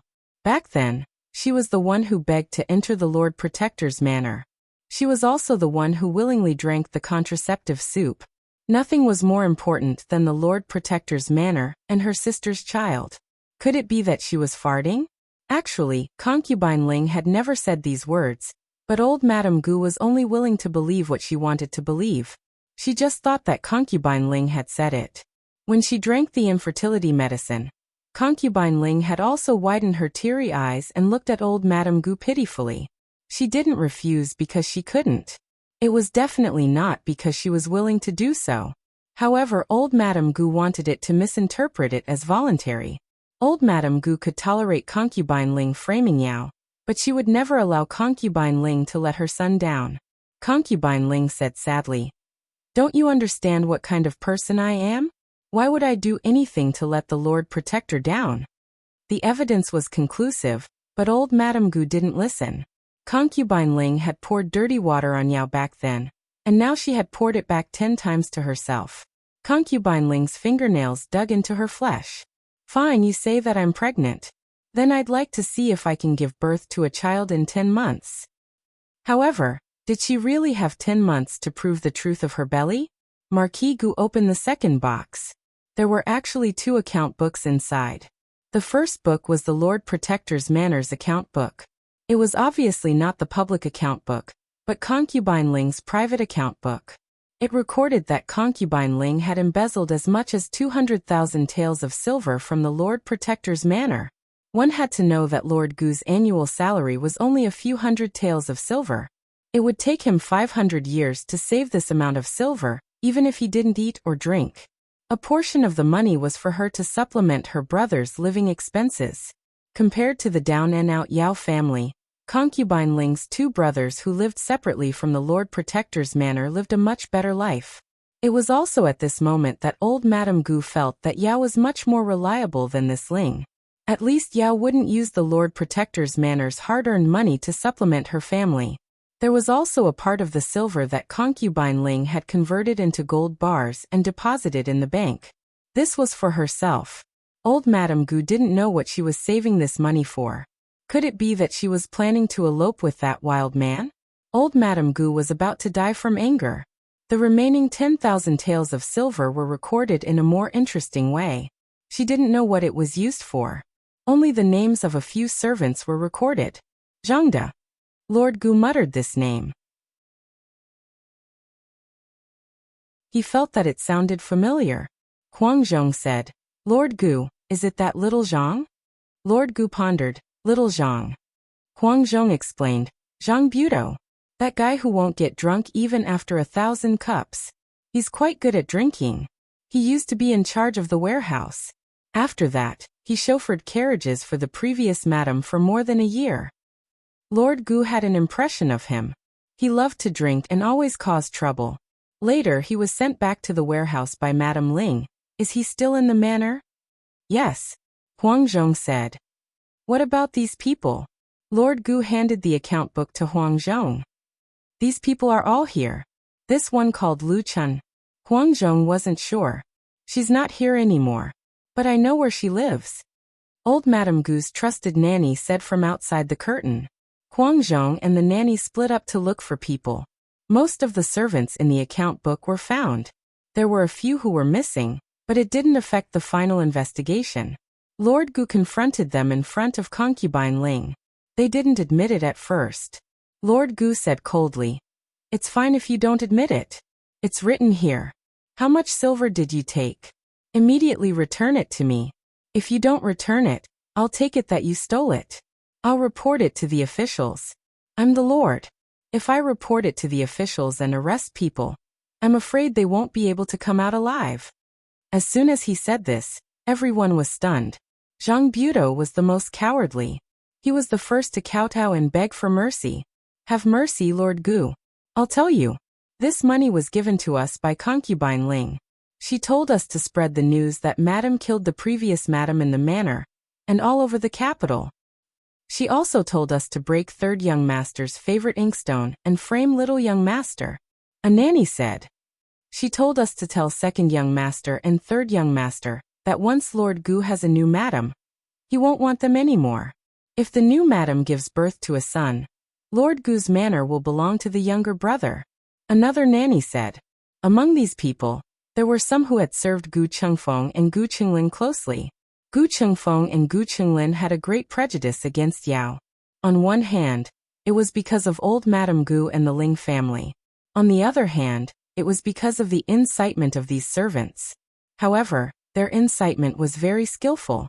It was all guided by concubine Ling behind the scenes. She was able to make the two brothers listen to her and not betray the servants. A manservant said, "Also, that time when we locked the dark room, third young master didn't have enough strength and didn't close the door tightly. It was concubine Ling who told us to close the door tightly. Even Gu Qinglin didn't know about this matter. He really thought that he had closed the door tightly. Gu Yin couldn't open the door. His heart disease acted up, and he almost died inside."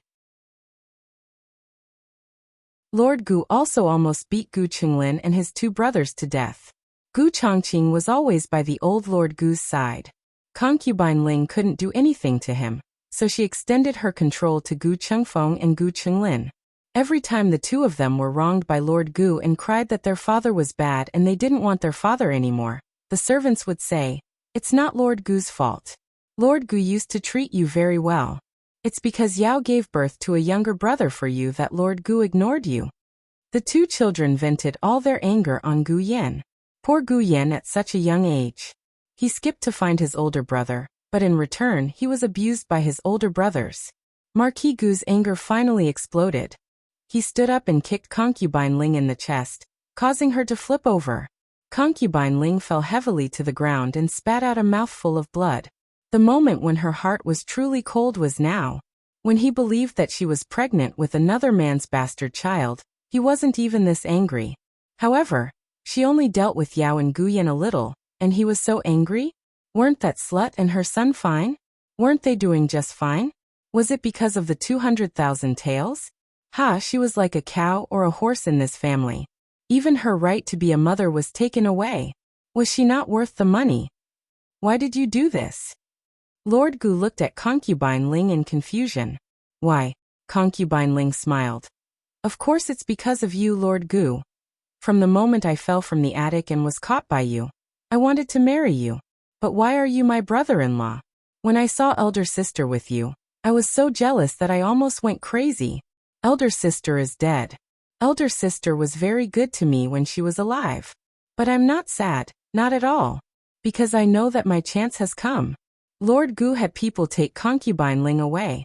Concubine Ling's crimes were unforgivable. But first, she was the Ling family's daughter. Second, the three sons did not know of concubine Ling's crimes. If they rashly dealt with her, the sons would not believe it and insist that Yao Shi did something to her. Then the misunderstanding would become even deeper. Lord Gu suddenly felt very tired. He had not heard many rumors about Yao Shi. First, no one dared to say it in front of him. Second, Yao Shi never complained to him. He would occasionally hear the servants gossip, but he would send them away on the spot. Lord Gu, how should we deal with these servants? Huang Zhong asked.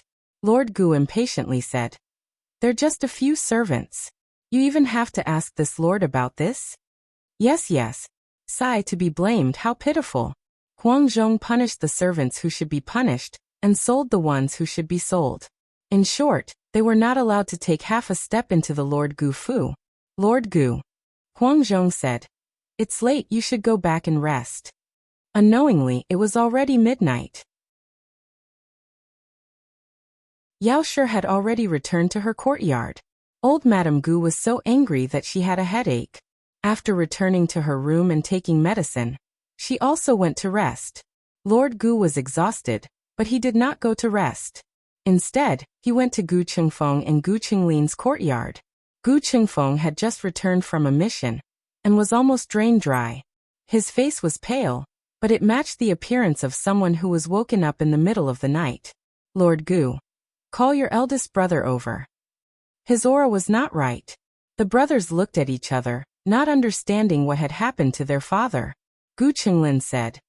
Eldest brother went to the military camp. Lord Gu said tiredly. All right, I'll talk to you two first. Lord Gu did not mention concubine Ling's affair. First, it was dishonorable. Second, it was not good to talk about it in front of the children. He only talked about concubine Ling's embezzlement of money, and how she bribed the servants to create rumors and sow discord. The two brothers were stunned. Little Madame Ling had passed away early. When concubine Ling entered the Fu, the two brothers were still at an age where they relied on their mother. They absorbed their mother's warmth from concubine Ling. In their hearts, concubine Ling was their second mother. Gu Qinglin stood up from his chair. I don't believe it. Concubine Ling would not do that. It must be Yao Shi. It must be that bitch Yao Shi who slandered concubine Ling. Who are you calling a bitch? Lord Gu also stood up coldly. This time, Gu Qingfeng stood in front of his younger brother. He would not allow concubine Ling to be wronged, and he would not allow his father to punish his younger brother for a crime that should not be committed. For the first time, Lord Gu felt a different aura from his second son, but he did not think too much about it. He clenched his fists. The evidence is conclusive. Those servants are still being punished in the stable. If you don't believe me, you can go and ask. Gu Qinglin said. They were all bribed by Yao Shi. Whatever Yao Shi told them to say, they said it. I don't believe their words. I want to see concubine Ling. I will ask her myself. I only believe her. Lord Gu flew into a rage. Unfilial son. Gu Qinglin ignored him. In Gu Qinglin's heart, concubine Ling was much more important than his biological father. When he was sick, it was concubine Ling who took care of him without caring for him. When he missed his mother, it was concubine Ling who hugged him all night. When he was beaten by his biological father for no reason, it was concubine Ling who comforted him, coaxed him, and made delicious food for him. Concubine Ling was the person who treated him the best in this world besides his biological mother. He only wanted concubine Ling. Gu Qinglin rushed to concubine Ling's courtyard. Gu Qingfeng was also very worried about concubine Ling's condition, so he followed along. Concubine Ling. Gu Qinglin arrived outside the courtyard. The guard stopped him. Third young master, you cannot go in. Out of the way.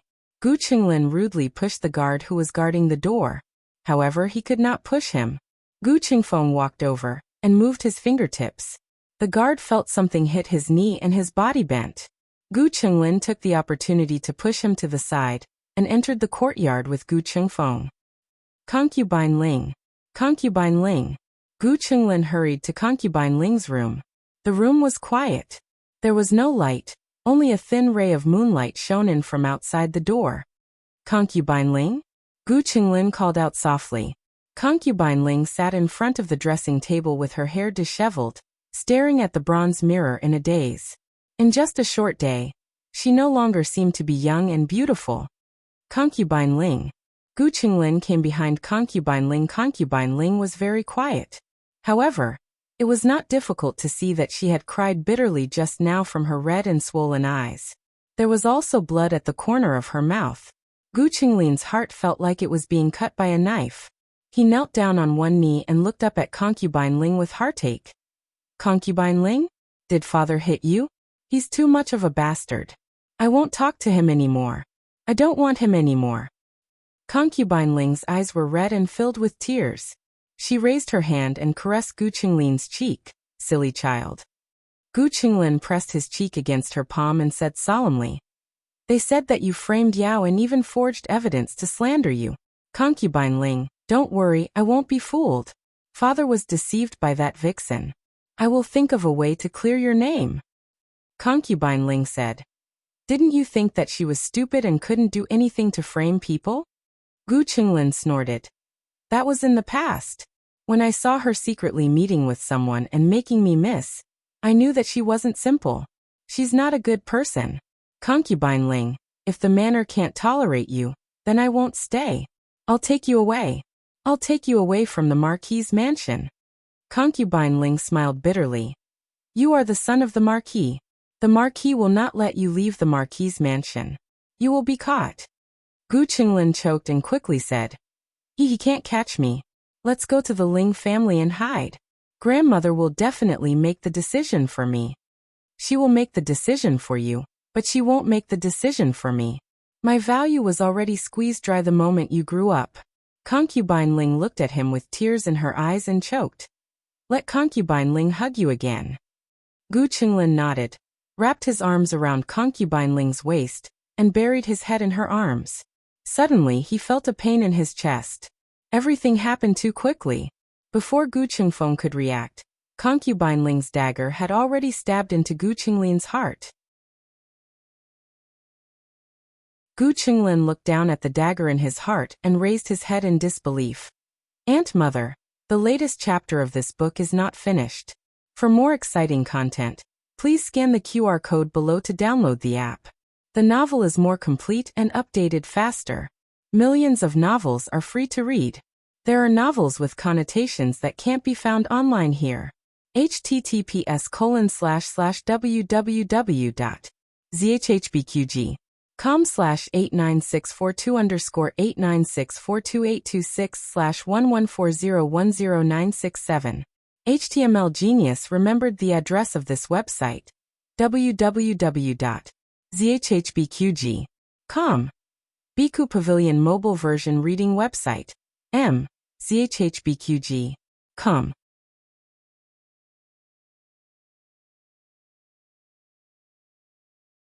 Chapter 189. The latest chapter of this book is not finished yet. For more exciting content, please scan the QR code below to download the app. The novel is more complete and updated faster. Millions of novels are free to read. There are novels with connotations that can't be found online here. Concubine Ling did not show any mercy. She really planned to stab Gu Qinglin to death. The viciousness in her eyes was completely different from the gentleness in the past. Gu Qingfeng came back to his senses and hurriedly pulled her away. Gu Qinglin fell into a pool of blood. He opened his sad eyes and stared blankly at Concubine Ling, who had fallen to the ground with a triumphant expression. They had all let her down. They had all let her down. Then she would destroy them all. Didn't these two old farts treasure Gu Qinglin the most? Then she would kill him. And Gu Qinglin, he loved her the most, as if he loved his own mother. This stab must have hurt Gu Qinglin badly, right? Do you really think I like you very much? If it wasn't for the sake of staying in the Marquis's mansion, would I be willing to look at you? Ha ha ha ha ha ha. Concubine Ling laughed crazily. A strong wind blew outside the room, blowing all the curtains. Her laughter was like the wail of a malicious spirit. The concubine who thought she loved them was only using them as tools to gain favor. How ironic, how humiliating. The two brothers had suffered a terrible blow. It was not an exaggeration to say that the sky had fallen. Gu Qingfeng's mind was completely numb. He instinctively patted Gu Qinglin's pale face. Third brother. Third brother. Gu Qinglin's situation was very bad. Blood dyed his clothes red, and his breath was rapidly weakening. Gu Qingfeng rushed out of the door with him in his arms. Doctor! Call the doctor! The manor doctor had experienced a day full of ups and downs. First, Concubine Ling was mysteriously pregnant. Then, The third young master was stabbed in the heart. He felt that he was getting old and could not adapt to the life in the Marquis's manner. The doctor hurriedly checked Gu Qinglin's injury. Logically speaking, the knife should be pulled out and then stitched up Gu Qinglin's wound. However, the knife was stabbed in the wrong place. It was almost stabbed in his heart. If it was pulled out, the blood would not stop. But if it was not pulled out, Gu Qinglin would not be able to hold on for long. In other words, Gu Qinglin was hopeless. The doctor said sorrowfully, "Please forgive the old madam for being powerless." What happened? Marquis Gu rushed in anxiously. Just now, when the two brothers went to find concubine Ling, although he was half dead with anger, he did not expect that something would really happen. Seeing Gu Qinglin covered in blood and with a knife in his heart, he felt as if his heart was being cut by a knife. Among his 4 sons, he doted on Gu Yan the most, but that didn't mean he didn't dote on the other 3. Huang Zhong, quickly call for the imperial physician, he roared. Huang Zhong left without stopping for a moment. As soon as Huang Zhong left, Gu Changqing entered the residence. It was true that he had gone to the barracks, but he felt uneasy, so he came back. He was a warrior. He had killed people and been injured before. The moment he saw Gu Qinglin, he knew that Gu Qinglin was beyond saving. Even the most experienced medical officer in the military camp could not treat injuries of this degree. At first, Gu Qinglin was only bleeding from his wound. Soon his body began to tremble and he began to vomit blood. Gu Qingfeng blamed himself to death. It was all his fault. He did not keep an eye on his third brother. If he was even a little bit vigilant towards concubine Ling, like he was towards concubine Yao, he would have reacted. Gu Qingfeng held Gu Qinglin's hand, big drops of tears falling down. Gu Changqing clenched his fists. His eyes flashed with endless coldness. At that moment, no one knew what he was thinking. He suddenly strode forward. His hands went around Gu Qinglin's back and knees, and carefully picked him up. "What are you doing?" Marquis Gu asked. "Taking him to a physician," Gu Changqing said seriously. Marquis Gu said angrily, "What physician? Huang Zhong has already gone to call for the imperial physician. He is so seriously injured. Don't move him." He was a martial artist. He still had this common sense. People who were seriously injured should not be moved casually. It was easy to tear the wound. Gu Changqing said, "The imperial physician can't save him." Marquis Gu was furious. If the imperial physician can't save him, then the physicians outside can? Don't you know what time it is? Which physician would open the door and wait for you to treat him? Gu Qingfeng also looked at Gu Changqing. Eldest brother, Gu Changqing did not explain. If that person could not save him, then all the imperial physicians would be useless. He did not know how good that person's medical skills were, but he knew the ceiling of Zhao country's imperial physicians. They could not treat this kind of injury. Gu Changqing was a person who valued rules. No matter how close he was to Marquis Gu, he had never openly disobeyed his father. This was the first time that he was so determined to go against Marquis Gu. Unfilial son, come back. Marquis Gu went forward to grab him, but was blocked by Gu Changqing's hidden guards. Gu Changqing's hidden guards were given by the old Marquis. They only listened to Gu Changqing. Marquis Gu was so angry that he stomped his feet. He cursed his own father hundreds of times in his heart. "Am I still your biological son?" Gu Changqing wrapped Gu Qinglin in a cloak and carried him out of the fu. The cold wind rustled. He carefully protected his younger brother in his arms. He could feel that Gu Qinglin's breathing was slowly weakening. This was not just a matter of the injury. Gu Qinglin himself seemed to have lost the will to live. "You can't die. I promised mother that I would take care of you too." He forced himself to calm down. In fact, because he was too worried about Gu Qinglin, he did not notice a familiar breath not far away. Gu Qingfeng saw his older brother arrive at Baishui Alley. He was shocked. Gu Jiao slept until midnight. Suddenly, she was awakened by a knock on the door. She went to open the door first. She was not afraid that someone would rob her in the middle of the night. She could rob them back without worrying about the other party reporting to the authorities. She opened the door and saw Gu Changqing. Gu Changqing was holding a bloody youth in his arms. Gu Jiao had beaten Gu Qinglin before. Of course she recognized him. She was not surprised that this kid had been stabbed. Gu Chongqing's expression was very complicated. He understood the discord between Gu Qinglin and the siblings. He also understood that Gu Jiao was not very willing to see Gu Qinglin. But he had no other choice. He looked at Gu Jiao. He opened his mouth and said with difficulty, "Please save him." On the roof not far away, Gu Qingfeng's heart felt like it was being stabbed by needles. Was this still the arrogant big brother? Was this the cold-faced Yama in the military camp who never bowed his head to anyone? He was actually begging a little girl in such a low voice. What would she do? Would she refuse big brother? Gu Jiao opened both doors. "Come in."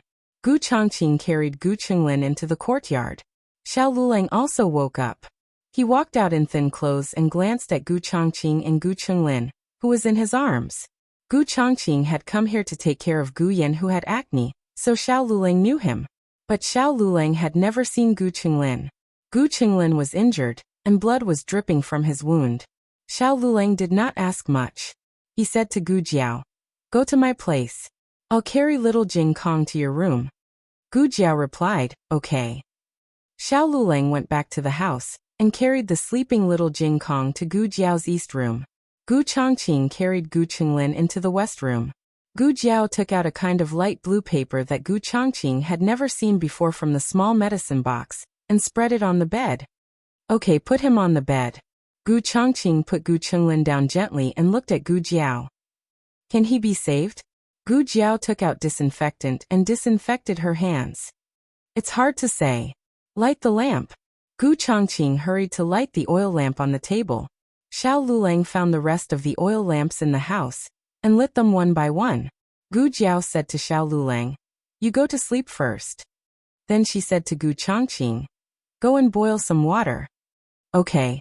Gu Chongqing agreed. The two of them went out.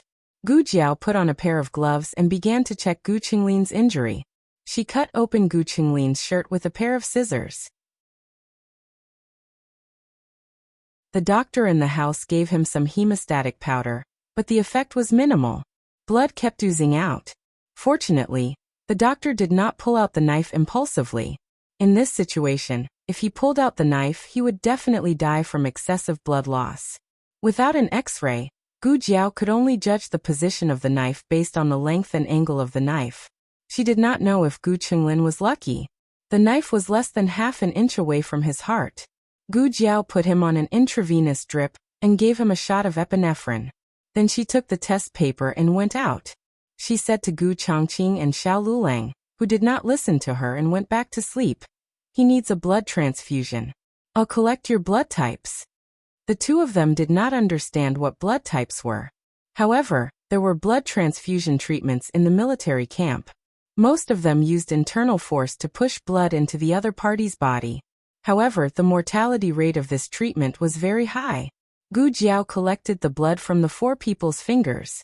The result was that none of them matched. The old lady and Gu Yan were not considered. They did not meet the requirements to donate blood. Gu Chongqing asked, "We are brothers. Can't my blood be used?" Gu Jiao said, "This is very complicated. Even if Gu Yan and I are fraternal twins, our blood types may not match." Gu Chongqing was confused. Dripping blood to identify relatives meant that they were blood relatives. Didn't this mean that their blood could match? Patients who lost too much blood in the military camp were treated with the blood of their loved ones. The casualty rate was much lower than that of outsiders. This was because relatives were affected by genetic factors. The probability of having the same blood type was higher, but it was not absolute. Lu Quan. Gu Jiao thought of the old chancellor's steward. He was in the prime of his life and could donate blood. Gu Chongqing planned to go next door to find Lu Quan. As soon as he opened the door, he saw Lu Quan standing at the door with a cold face. Gu Chongqing was slightly stunned. "Why are you here?" Gu Qingfeng's gaze was cold. "I should be the one asking Big Brother. Why are you here? Didn't Big Brother say that he was going to bring third brother to find a doctor? Is it here? What doctor is there here? A little medicine boy from Miracle Hand Hall?"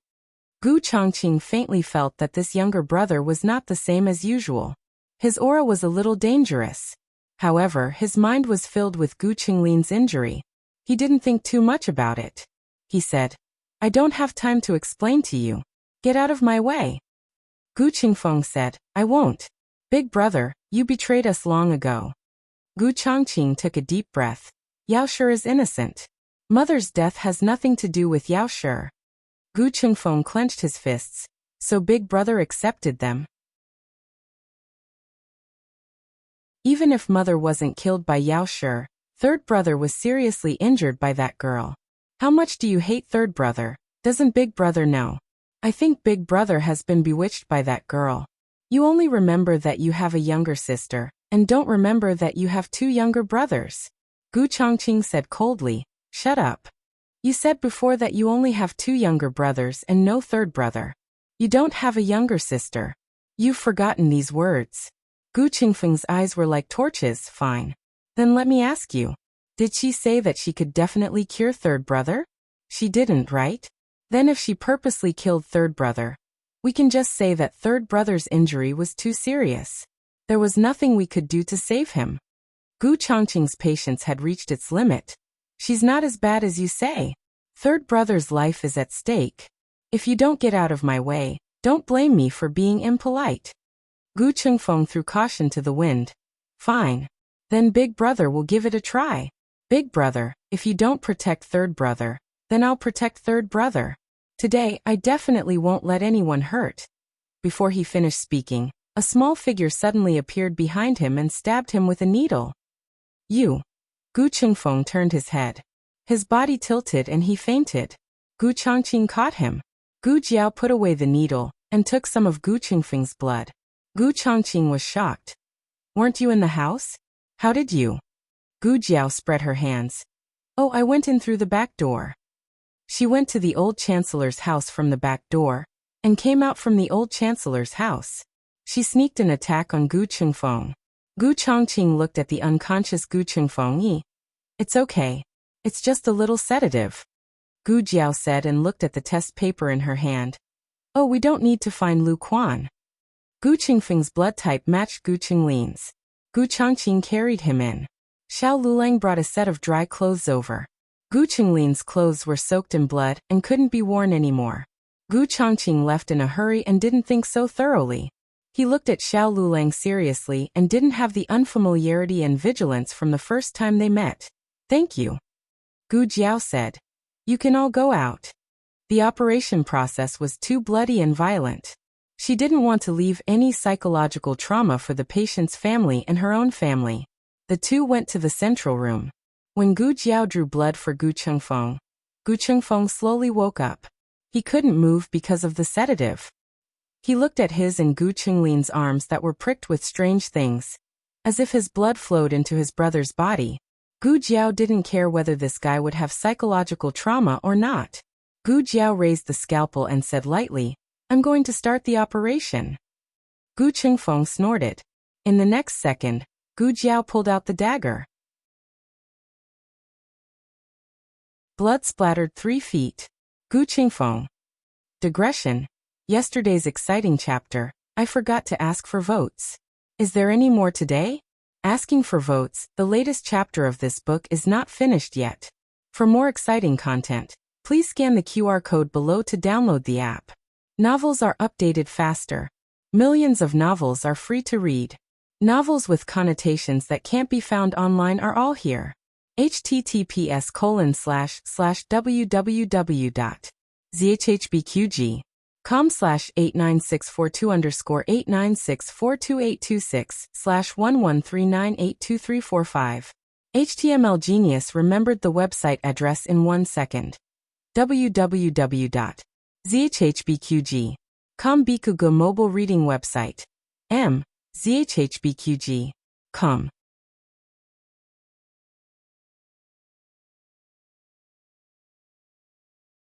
Chapter 190. The latest chapter of this book is not finished yet. For more exciting content, please scan the QR code below to download the app. Novels are updated faster and more frequently. Millions of novels are free to read. All the novels that can't be found online are here. The wound was deep and wide, and the dagger itself was not clean. Gu Jiao wanted to clean the wound, and the flesh was torn open. That scene was unforgettable. Because the wound was too close to the heart, Gu Chengfeng felt that he saw his brother's beating organ. He didn't know if it was his illusion or not. Gu Chengfeng's hands and feet were cold. After that, Gu Jiao began to sew the wound needle by needle. Gu Chengfeng lay weakly on the rattan chair, like a lamb waiting to be slaughtered. He wanted to close his eyes, but he felt that it was too cowardly. He saw the flesh being torn by the needle and thread, and he heard a sticky and squishy sound. He felt terrible. Looking at Gu Jiao's calm face, those who didn't know would think that she was sewing clothes. When Gu Jiao finished the last stitch, Gu Chengfeng fainted. For a long time in the future, he could only be a vegetarian. Gu Jiao walked out of the house. It was already dawn. Xiao Lulang went to make breakfast for the family, and Gu Chongqing had been wandering around the central room. When he saw Gu Jiao, he looked nervous. "How is it? Here you are." Gu Jiao wrapped the dagger that she took from Gu Chenglin in a cloth and handed it to Gu Chongqing. Gu Chongqing didn't want this dagger, but after all, it was the weapon that concubine Ling used to hurt Gu Chenglin, so he took it. Gu Jiao said, "He's alive for now, but he's not out of danger yet. In the next 3 days, if he doesn't have any symptoms of infection or adverse reactions, and can wake up, then he's really fine." So the next 3 days were the most critical period. Gu Chongqing understood and said to Gu Jiao, then since it was so dangerous, naturally they couldn't send him back. The doctors in the house were not skilled enough, and the imperial doctors were not enough. The main thing was that Gu Chongqing had never seen those strange things that Gu Jiao used. He was afraid that the imperial doctors wouldn't understand. Gu Jiao thought for a moment and said, "Send him to the clinic. I'll be there during the day, and let Dr. Song be on night duty." Dr. Song was the disciple of the county's Huichun Hall, and he was trustworthy. He knew how to use her medicine. Gu Chongqing said, "Okay, I'll listen to you." Gu Jiao went to the old chancellor's house next door to borrow a carriage. Gu Chongqing carefully carried Gu Chenglin into the carriage. Gu Chengfeng woke up and weakly got into the carriage. Gu Jiao still had to tidy up the house and deal with the medical supplies, so she said to Gu Chongqing, "You go first, I'll be there in a while." Gu Chongqing nodded his head. "Okay." It wasn't far from Bishui Alley to the clinic on Xuanwu Street, but in order to not let the patient in the carriage be too bumpy, Lu Quan made the carriage go steadily and slowly.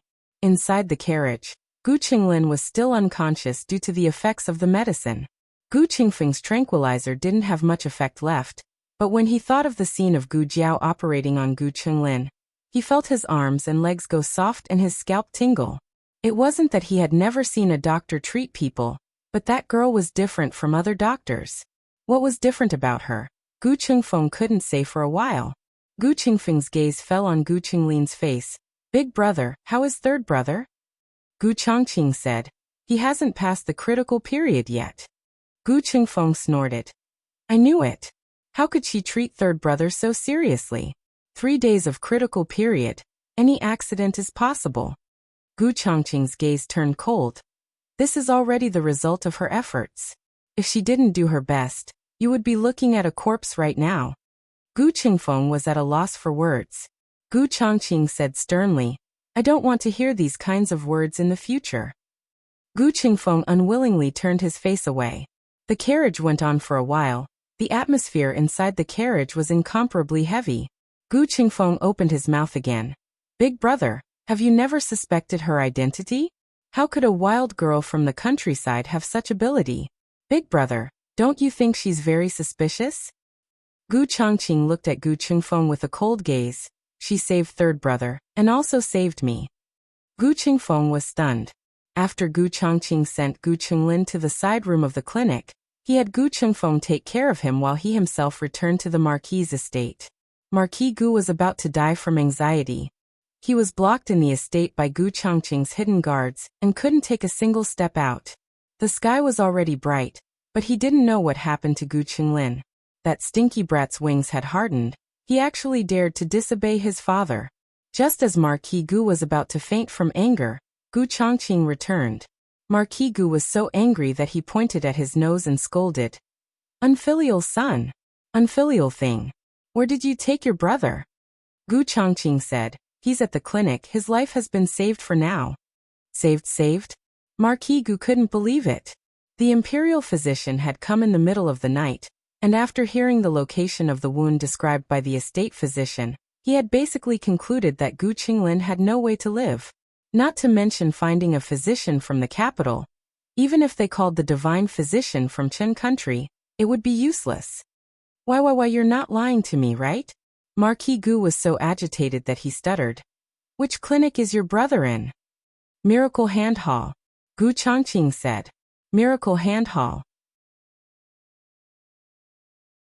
Why did this name sound a little familiar? Whatever. Marquis Gu flicked his sleeve. Huangzhong. Prepare the horse. Go to Miracle Hand Hall. Gu Chongqing called out to him. Father, is concubine Ling still in the Fu? Why do you still care about that woman? Marquis Gu was angry at the mention of that woman. She had done so many evil things. Dying 100 times was not too much. In the end, she was still a member of the Ling family. He had originally planned to let the Ling family know before dealing with her, but unexpectedly, she had injured Gu Qinglin in such a short time. She knew that she had no way to live, so even if she died, she wanted to drag someone down with her. All these years, she had been doing her best to suppress her anger and dissatisfaction. She had suppressed it so well that no one had discovered it, and only at the last moment did she completely explode. This kind of person was simply too frightening. Marquis Gu said. In a moment, when your grandmother wakes up, someone will naturally report to her what happened last night. You don't need to worry. The old madam could ignore whether concubine Ling had bullied Madame Yao and her stepson, and could also ignore her instigating the relationship between Madame Yao and her stepson. However, Gu Qinglin was the old madam's lifeblood. Concubine Ling stabbing him was practically cutting off any chance of survival. The old madam would not let her go. Gu Chongqing went to concubine Ling's courtyard. Concubine Ling had laughed crazily for half the night, and now she finally stopped. She sat on the bed and hugged a pillow as if she was hugging a child. She patted it lightly and hummed. Her room was a mess. There were bloodstains that belonged to Gu Qinglin on the ground. Gu Chongqing crossed the threshold with a cold expression. With his back to the light, his tall body cast a long shadow on the ground, which spread to concubine Ling's body. Concubine Ling raised her head in a daze. Her hair was disheveled, her clothes were messy, and her eyes were dull. But soon she revealed a happy smile. Ah, brother is here. Gu Chongqing coldly walked into the room, and stopped 3 steps in front of her. Concubine Ling smiled and said to the baby in her arms, Big brother is here, quickly call him big brother. Gu Chongqing said, Don't pretend. I have something to ask you. The crazy smile on concubine Ling's face froze. The corners of her mouth relaxed little by little, and a trace of viciousness gradually condensed in her dull eyes. She mercilessly threw the baby in her arms to the ground and looked at Gu Chongqing. Oh, what does the heir want to ask me? Gu Chongqing's expression did not change at all. Did you kill my mother? Concubine Ling was stunned for a moment, then covered her face and laughed crazily. She laughed so hard that her whole body was trembling, and tears were flowing from her eyes. Ha ha ha ha ha. Ha ha ha ha. Ha ha ha. The entire courtyard was filled with her maniacal laughter. Even though it was broad daylight, it was still creepy to listen to. The maids in the courtyard were so scared that they hugged each other. Gu Chongqing looked at her expressionlessly and did not interrupt her. After she had laughed enough, she wiped the tears on her face, looked at the tears on her fingertips, and said, I want to kill my sister. Does she still have a chance to live so long? Gu Chongqing said lightly, If it's not you, who is it? Concubine Ling smiled and said, Why don't you ask me if your mother died of illness? Did she? Gu Chongqing asked. Concubine Ling smiled gently and looked into Gu Chongqing's eyes. No, she didn't. She was killed by someone. As for who it was, you can guess it yourself.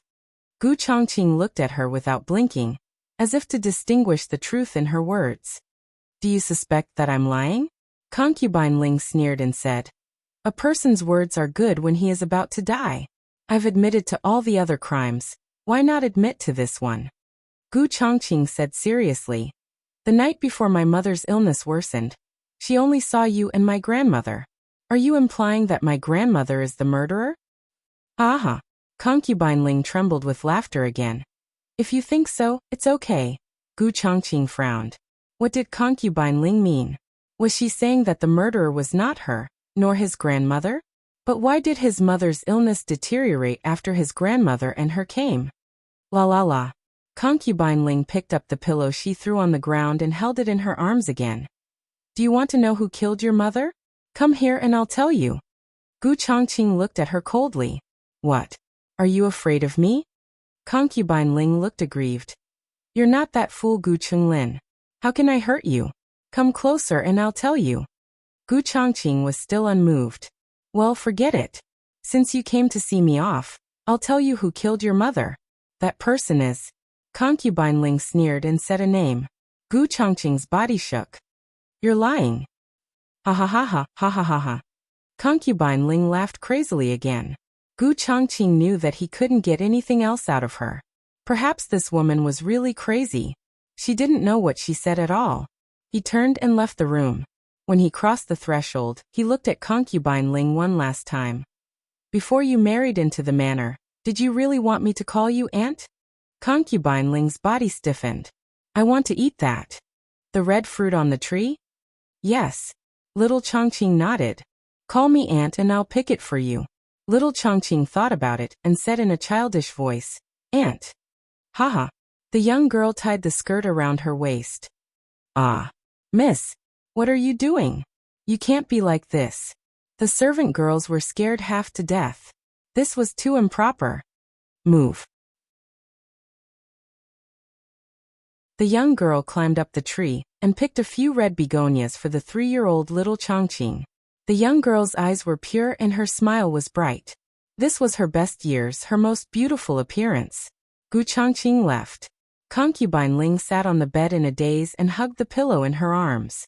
Suddenly, she buried her face in the pillow and burst into tears. Little Jing Kong woke up and found himself lying on the bed in Jiaojiao. He scratched his little head in confusion. This was strange. Didn't he sleep in his west room with his bad brother-in-law? Why was he in Jiaojiao's room? Could it be that Jiaojiao missed him so much that he brought him here in the middle of the night? Little Jing Kong nodded solemnly. Yes, it must be so. Little Jing Kong lifted the quilt in a good mood and started a lively day.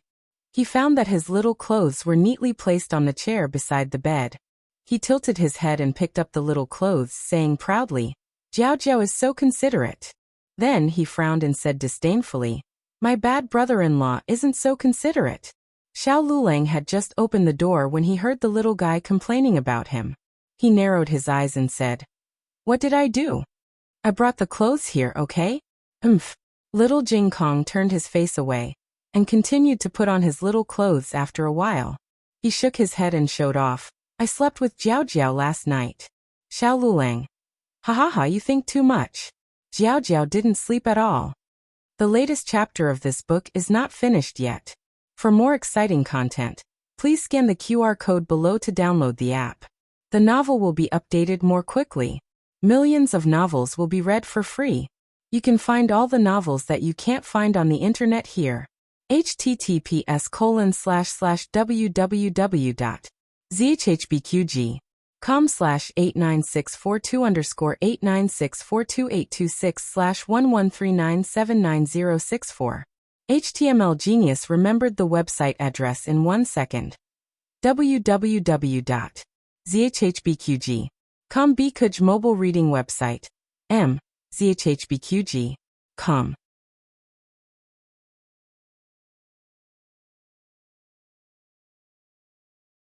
Chapter 191. The latest chapter of this book is not finished yet. For more exciting content, please scan the QR code below to download the app. The novel will be updated at a faster rate. Millions of novels will be read for free. All the novels that can't be found on the internet are available here.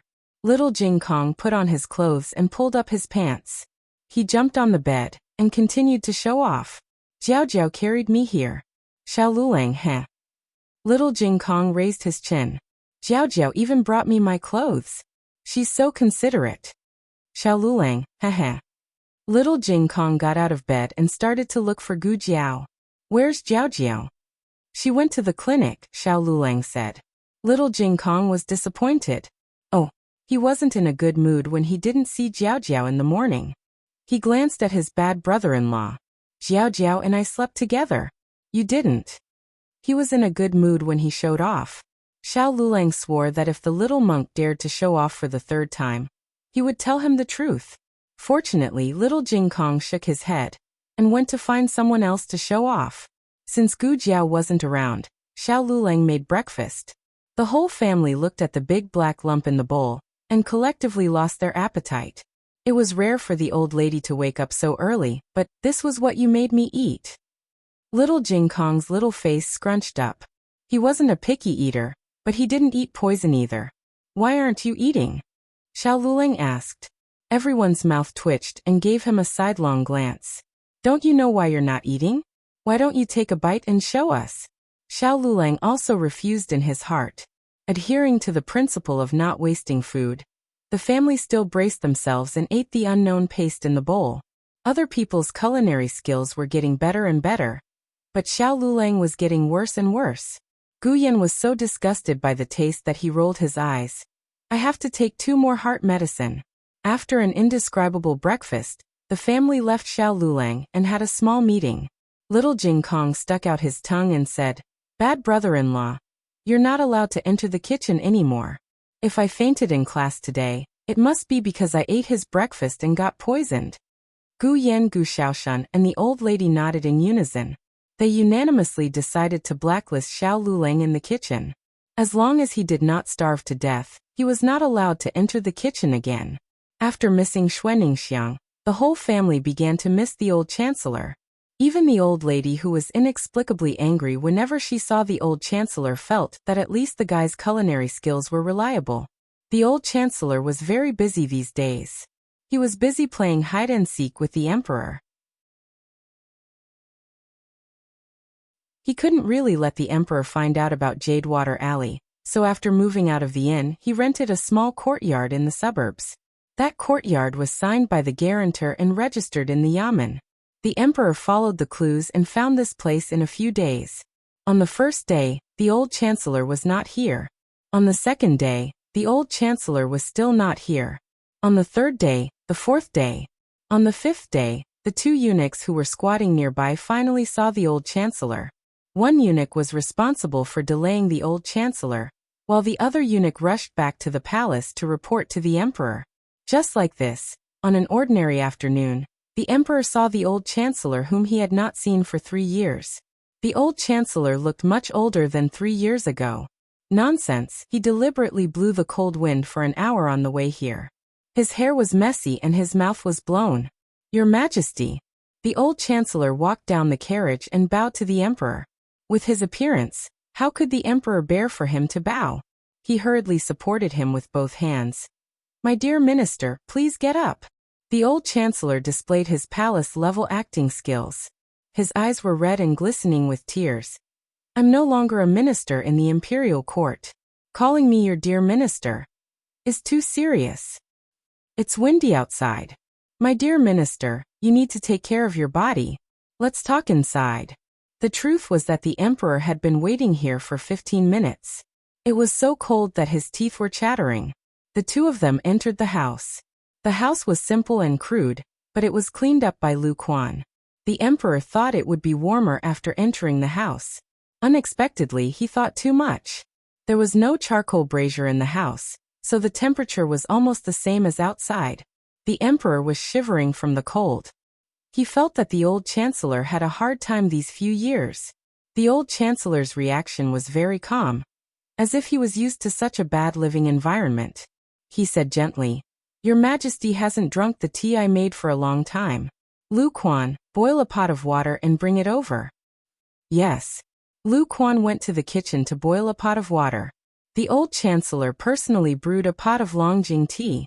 The emperor was used to the good tea in the palace. Drinking this kind of old tea was no different from drinking rancid water. He finally couldn't help but ask, My dear minister, why are you living such a poor life? Even if the old chancellor was an honest official who only took the imperial court's salary, he shouldn't be in such dire straits. An ordinary official's family had to raise a huge harem. However, the old chancellor's wife died early and he didn't have a son. His salary was enough for him to live a rich life. The old chancellor thought to himself, "Wasn't he robbed by your mother? Forget it, he's not your biological son." Speaking of the current emperor's life experience, it was actually a little pitiful. His birth mother was only a little palace maid who got pregnant with the late emperor's favor by chance. In the harem of Zhao country, the concubines below the third rank weren't qualified to raise the emperor's son. After he was born, he was sent to concubine Jing's palace and was raised by her. The old chancellor smiled and said, "I feel that this kind of simple life is very good. It makes one feel peaceful. The imperial court has been going through ups and downs for so many years. It's rare to have such a peaceful time." When he said this, His Majesty really felt a little touched. As the emperor of a country, he had never had a peaceful day from the imperial court to the harem. When he was waiting for the old chancellor in the cold wind, he had the least distracting thoughts in his heart. Sitting in the room now, he didn't have to worry about the imperial court situation. It was really a steal of leisure. The emperor suddenly felt that this room didn't seem so unbearable. "My dear minister, did you come back to the capital to see Elder Feng?" He had heard the news of Elder Feng's death. He felt sorry for such an excellent talent. The old chancellor nodded. "It's for Elder Feng. I also want to see your majesty." The emperor sighed. "I've reopened the Directorate of Imperial Studies. However, I feel that something is missing without my dear minister." The old chancellor said, "There are many talents in Zhao country. Your majesty will definitely find a suitable person to take over the Directorate of Imperial Studies." The emperor sighed again. "Sigh, my dear minister, I'm afraid you haven't heard about the Directorate of Imperial Studies." The old chancellor was stunned. The Directorate of Imperial Studies. Did something happen again? The emperor told him about Zheng Sai's messy accounts. Not only did he embezzle and take bribes, but he also changed the results of the Imperial Studies supervisor without permission. How can I let such a person take over the Directorate of Imperial Studies? I really want to kick him out of the Directorate of Imperial Studies. The old chancellor hurriedly said, "Your Majesty, please calm down. Everyone makes mistakes. Zheng Sai took bribes a few years ago. Now that he has turned over a new leaf, why don't your Majesty give him another chance? As for changing the results of the Imperial Studies supervisor, I believe Zheng Sai won't be so muddle-headed. There might be some misunderstanding." What kind of joke was this? Without Zheng Sai's black and bad deeds, how could he, a white lotus, be white? The old chancellor said a few more good things about Zheng Sai. Finally, the emperor dispelled the idea of abolishing Zheng Sai. After that, the emperor talked to the old chancellor about inviting him back to the Directorate of Imperial Studies. The Directorate of Imperial Studies supervisor hasn't been opened for a long time. People's hearts are scattered. Imperial tutor Zhuang's first grandson, Prince An, has returned from Qin country. He entered the Directorate of Imperial Studies with first place. The emperor stopped here and looked at the old chancellor affectionately. "We are currently in need of people. I hope that my beloved minister can return to our side and help us stabilize the country of Zhao." The old chancellor did not immediately agree. His Majesty's gaze fell on the old chancellor's complicated expression and asked, "Beloved minister, are you still upset about Ahing's matter? Does my beloved minister not want to return to the Directorate of Imperial Studies, because that is where Ahing's accident happened?" The old chancellor was silent. His Majesty did not force him, and stood up to leave. When he reached the door, he suddenly turned around. Aheng's spirit in heaven must also hope to see the chancellor return. The old chancellor's expression became even more sorrowful. His Majesty sighed and left. Confirming that the carriage was far away, the old chancellor's expression changed in a second. "Lu Quan, take out the drumstick. I'm starving." Gu Jiao did not sleep well last night. During the day, there was nothing to do in the medical clinic. She returned to her own small courtyard to rest.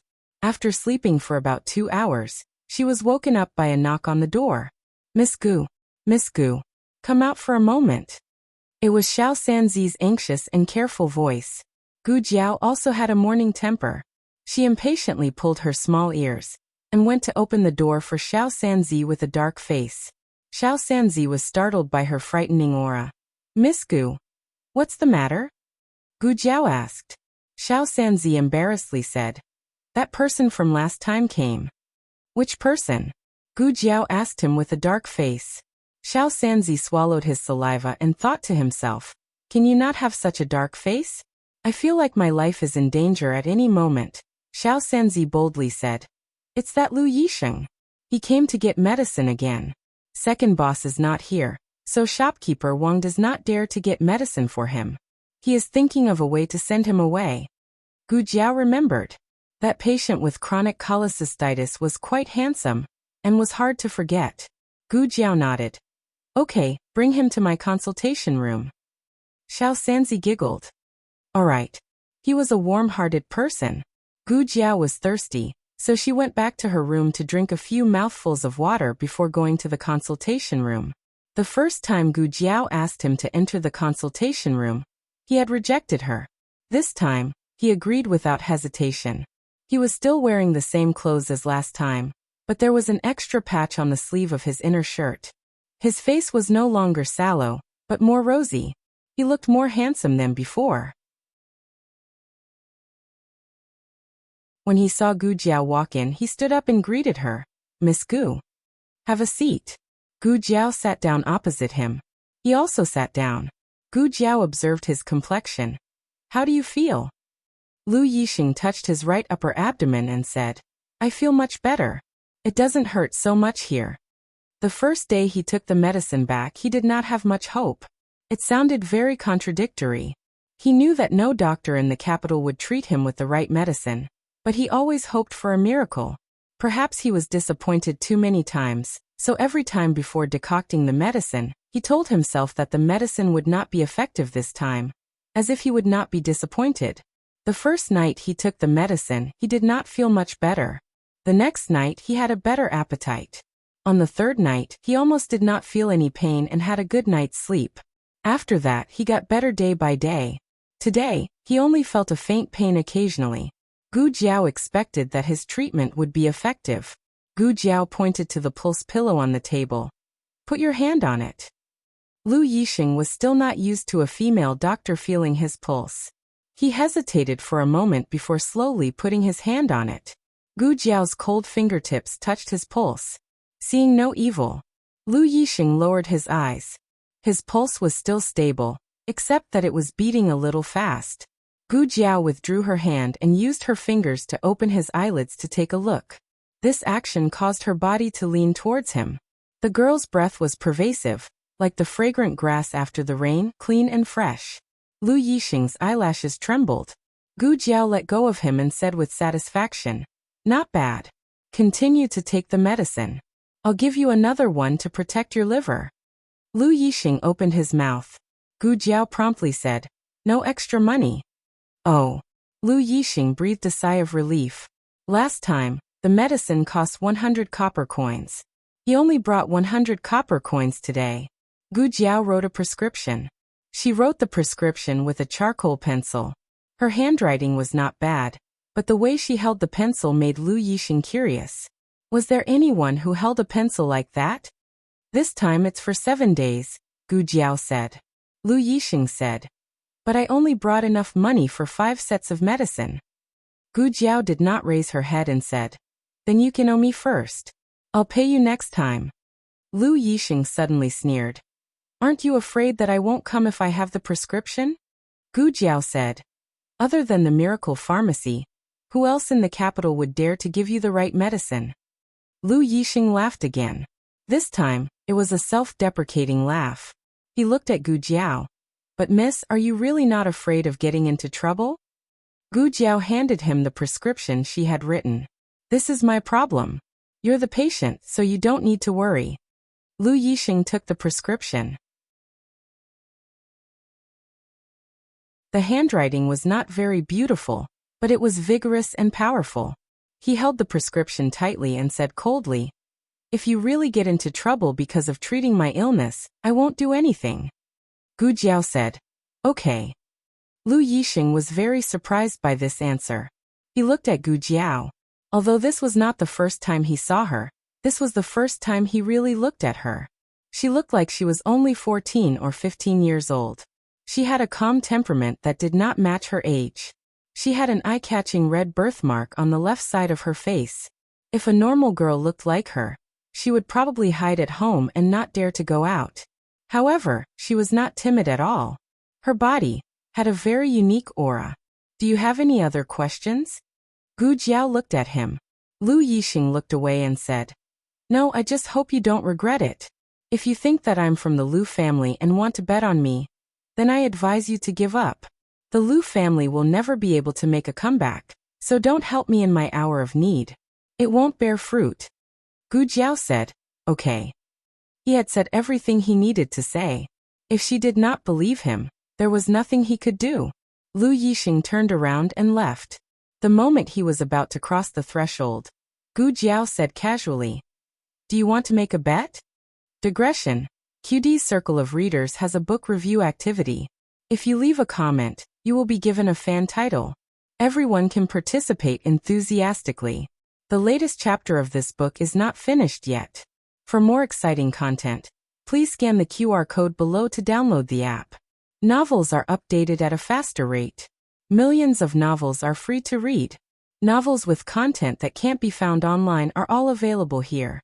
https://www.zhhbqg.com/89642_8964286/11395198.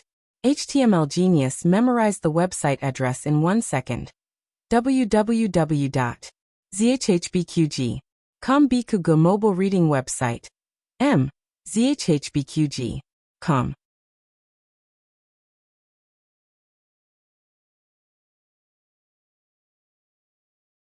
Chapter 192. The latest chapter of this book is not finished yet. For more exciting content, please scan the QR code below to download the app. Novels are updated faster and more frequently. Millions of novels are free to read. Novels with content that can't be found online are all available here. Lu Yixing. What are we betting? Gu Jiao. We're betting that one day I'll call you Lu Xiang. Lu Xiang? Am I that kind of person?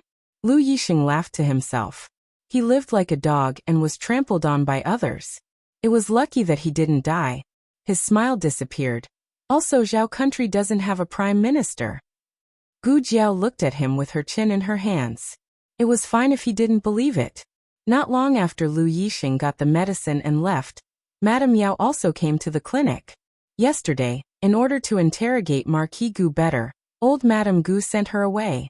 She only heard about Gu Qinglin when she went to greet old Madame Gu in the morning. Concubine Ling loved this youngest son the most. Who would have thought that she would stab Gu Qinglin in the heart? When old Madame Gu heard the news, she fainted. Madame Yao was naturally very surprised but not too surprised. Concubine Ling had never really treated Gu Chongqing and his brothers as her own sons. Otherwise, she wouldn't have used Gu Qinglin to deal with her. However, Concubine Ling was crazy to this extent, which made Madame Yao sigh. I heard that old Madame Ling fed her a bowl of infertility medicine before she married into the family. And the night she married into the family, she was fed another bowl of infertility medicine by old Madame Gu. Her heart is full of hatred. On the carriage, Nanny Fong told Madame Yao the news she heard. Madame Yao didn't know if the news was true or not, but Concubine Ling had been in the residence for many years and had never been pregnant. Madame Yao didn't come to the clinic to see Gu Qinglin, but to see Gu Jiao. When she heard that Gu Qinglin had an accident in the middle of the night, Gu Chongqing carried him out to find a doctor and didn't come back until dawn. Gu Jiao's clinic at Miracle Hand Hall, so she knew who the doctor who worked hard to save Gu Qinglin last night was. Madame Yao made chicken soup for Gu Jiao. She had already removed the layer of oil on top. The soup was thick but not greasy, salty, fragrant and smooth. Gu Jiao drank a few mouthfuls in her room in the courtyard. It tasted pretty good. Madam, drink as well, she said to Yao Shi. I've already drunk it. Yaoshi placed the bowl that Gu Jiao had given her in front of her, and placed it in front of Gu Jiao. Dotingly she said, "You can drink." Gu Jiao had been busy for half the night. In the morning, she was so sleepy that she fell asleep immediately. After that, she treated Lu Yisheng. Only now did she realize that she had not eaten much. He was quite hungry. Yaoshi saw that she was enjoying the food, and felt both gratified and distressed. Yaoshi did not ask why Gu Jiao saved Gu Qinglin. Yaoshi believed that her daughter had her own considerations for everything she did. She also had her own unshakable position. She would not advise her daughter to do anything to Gu Qinglin, but she would not stop her daughter from making any decisions. Besides, she did owe Gu Changqing. Whether it was for her or for the sake of a doctor, there was nothing wrong with her daughter's actions. Gu Jiao finished the chicken soup and ate the chicken. Her little stomach was full. Yaoshi was afraid that she would get tired and peeled another grapefruit for her. The grapefruit was sweet and sour. It was perfect for relieving grease. Gu Jiao ate very comfortably. Yaoshi saw the tiredness between her brows and said with heartache, "Go sleep for a while." Gu Jiao gave a small yawn. She really wanted to sleep after eating. However, she could not sleep for now. She had to go see how Gu Qinglin was doing. Gu Qinglin was placed in a room in the back of the house. It was right next to the emergency room. It was also quite close to Gu Jiao's courtyard. Gu Qinglin quietly lay on the bed. Marquis Gu went to the Ministry of Works. Gu Changqing went back to his room to ask concubine Ling and tidy up Gu Qinglin's clothes. Gu Qingfeng stayed here to take care of him. But at this time, Gu Qingfeng was not there. After asking Dr. Song, she learned that Gu Qinglin just woke up and Gu Qingfeng went to buy him food. "How is his body temperature?" Gu Jiao asked. Dr. Song said, "Just measured, it's normal." Under Gu Jiao's careful guidance, Dr. Song has become proficient in using a thermometer, blood pressure gauge, and stethoscope. Gu Jiao nodded her head and said, "When did he wake up? How long has he been awake? How is his consciousness?" Dr. Song carefully recalled. "He woke up half an hour ago. When he woke up, he didn't speak. When I asked him, he didn't answer. He was in a daze." Second young master Gu said that he would buy him food, but as soon as he left, he closed his eyes and fell asleep again. There was no problem with the operation itself. The blood donor was a close relative, and the recipient had a certain probability of rejection. But Gu Jiao used a disposable white filter. The white blood cells that could easily cause rejection were successfully filtered out, so it was not a problem with the blood transfusion. So Gu Qinglin's strangeness should be a psychological blow. Concubine Ling's knife not only stabbed his heart, but also his soul and his beliefs. All of his beliefs seemed to have collapsed overnight. He began to be unsure whether this world was real or not. "That's right, Miss Gu." Dr. Song was used to this name, and did not change it. Gu Jiao also liked this name more. "Just now shopkeeper Wang came. He asked me to ask you the medical fee." Now they already knew that Gu Chengfeng was Gu Jiao's half-brother. They were on the same side, so Gu Jiao said bluntly, "Just charge what it should be. The operation fee is 10 taels, the medical fee is 10 taels, the examination fee is 10 taels. In addition, he is in intensive care, 3 taels a day." Dr. Song broke out in a cold sweat. Was it so expensive? Not long after, Gu Qingfeng came back in a hurry. He carried a big box of food. "Third brother, I bought your favorite crispy duck and red bean cake." Dr. Song looked at Gu Qinglin on the bed in embarrassment, and then looked at Gu Jiao. "Injured like this, you can't eat such greasy things, right?" Gu Jiao did not stop him. Soon, Dr. Song understood why Gu Jiao did not say anything to stop him. Gu Qinglin did not eat anything at all. He did not even drink water. After he woke up, he only opened his eyes and stared blankly at the beam. He did not respond. He did not respond when the spoon was put to his mouth. It was not easy to open his mouth and feed him, but all of it flowed out from the corner of his mouth.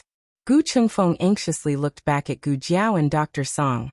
"You think of a way." Gu Jiao looked at him lightly. "I can't do anything about this." Gu Chengfeng gritted his teeth. Although he was unwilling, he understood that Gu Jiao was right. Gu Qinglin did not have the will to live. Even if his injury was cured, his heart was dead. This kind of blow was even more unexpected than concubine Ling's betrayal. Gu Qingfeng would never have thought that this domineering, arrogant, and heartless younger brother of his would one day become like this. The people from Pine Crane Courtyard also arrived. They were old Madame Gu's confidant nanny and 2 clever maids. The confidant nanny was surnamed Gue. Seeing her master like this, she burst into tears. Damn it!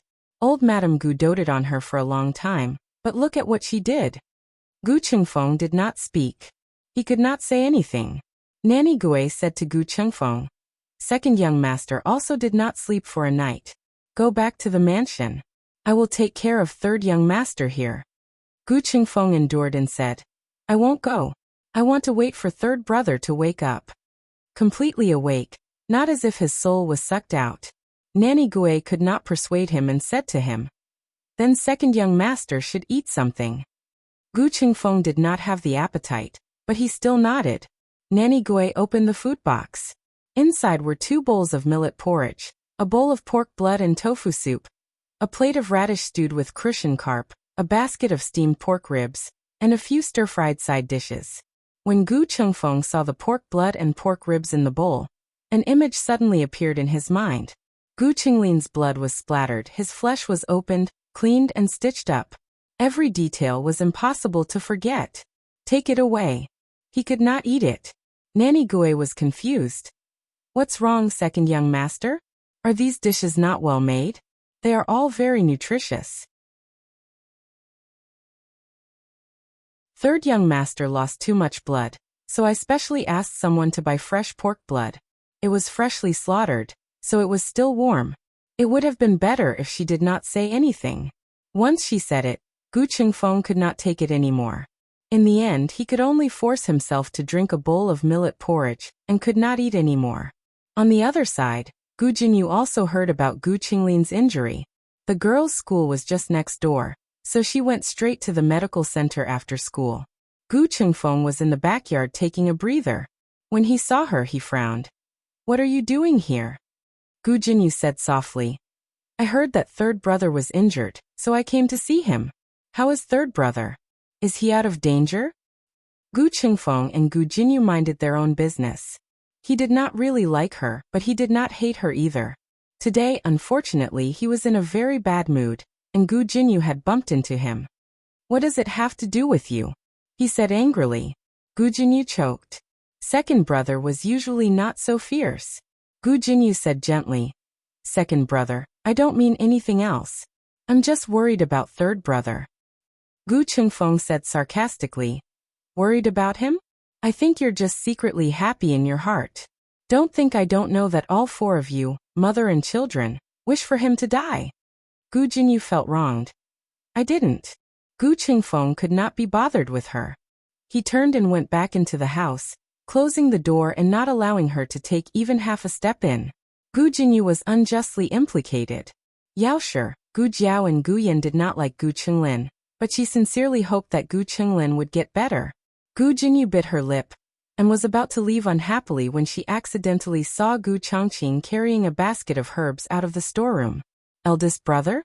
She was about to go up and greet him when she saw Gu Jiao also coming out of the storeroom, carrying another basket of herbs. Leave it there. I'll move it. After Gu Changqing placed the herbs on the shelf, he turned to take the basket in Gu Jiao's arms. How many more baskets are there? 5 baskets, Gu Jiao said. Gu Changqing went to the storeroom and took out all 5 baskets of herbs. Then the 2 of them started to sun the herbs together. Gu Changqing still looked unsmiling. Perhaps even he himself did not realize that his brows were no longer as sharp as before. When he interacted with Gu Jiao, they even looked like siblings. When Gu Jiao walked under the shelf, Gu Changqing would even put his hand under the shelf to prevent Gu Jiao from hitting her head.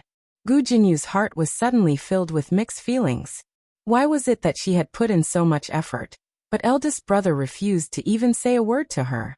And this wild girl from the countryside had gained eldest brother's favor just because she was a medicine boy in this clinic?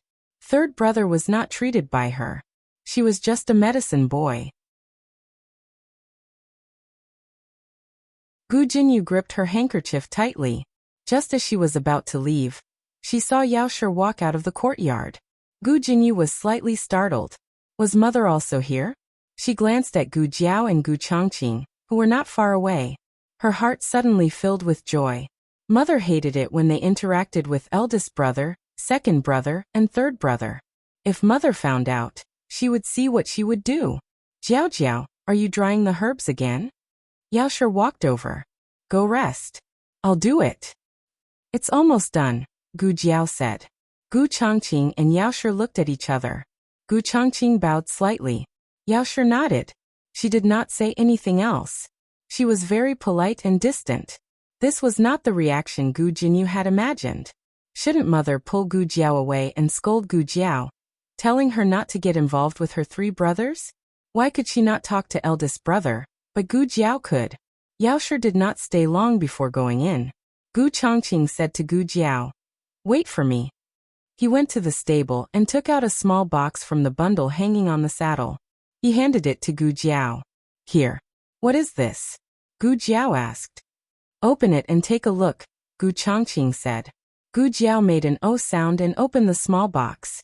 She found 4 little figures inside.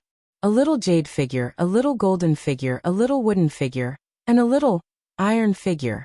She did not need to guess to know that the little jade figure was for Gu Yan, the little golden figure was for little Jing Kong, and the little wooden figure was for Gu Shaoshan. But why did it become an iron figure for her? Gu Jiao. This was a handicraft from the Liang Kingdom. It could not be bought on the market. It was not because Gu Jiao had cured Gu Qinglin that he wanted to give it to her. Long ago, after winning the leaf card game, Gu Chongqing had found this handicraft and planned to bring it to Bai Shui Tong next time. Gu Chongqing explained, there is also a leaf card game under the box. Gu Jiao, so you only did it for the game? The latest chapter of this book is not finished yet. For more exciting content, please scan the QR code below to download the app. Novels are updated faster. Millions of novels are free to read. Novels with content that cannot be found online are all available here.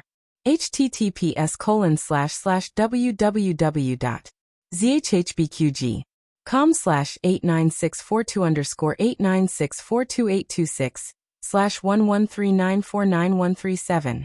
HTML Genius memorized this website's address in 1 second. www.zhhbqg.com Bikugo mobile reading website.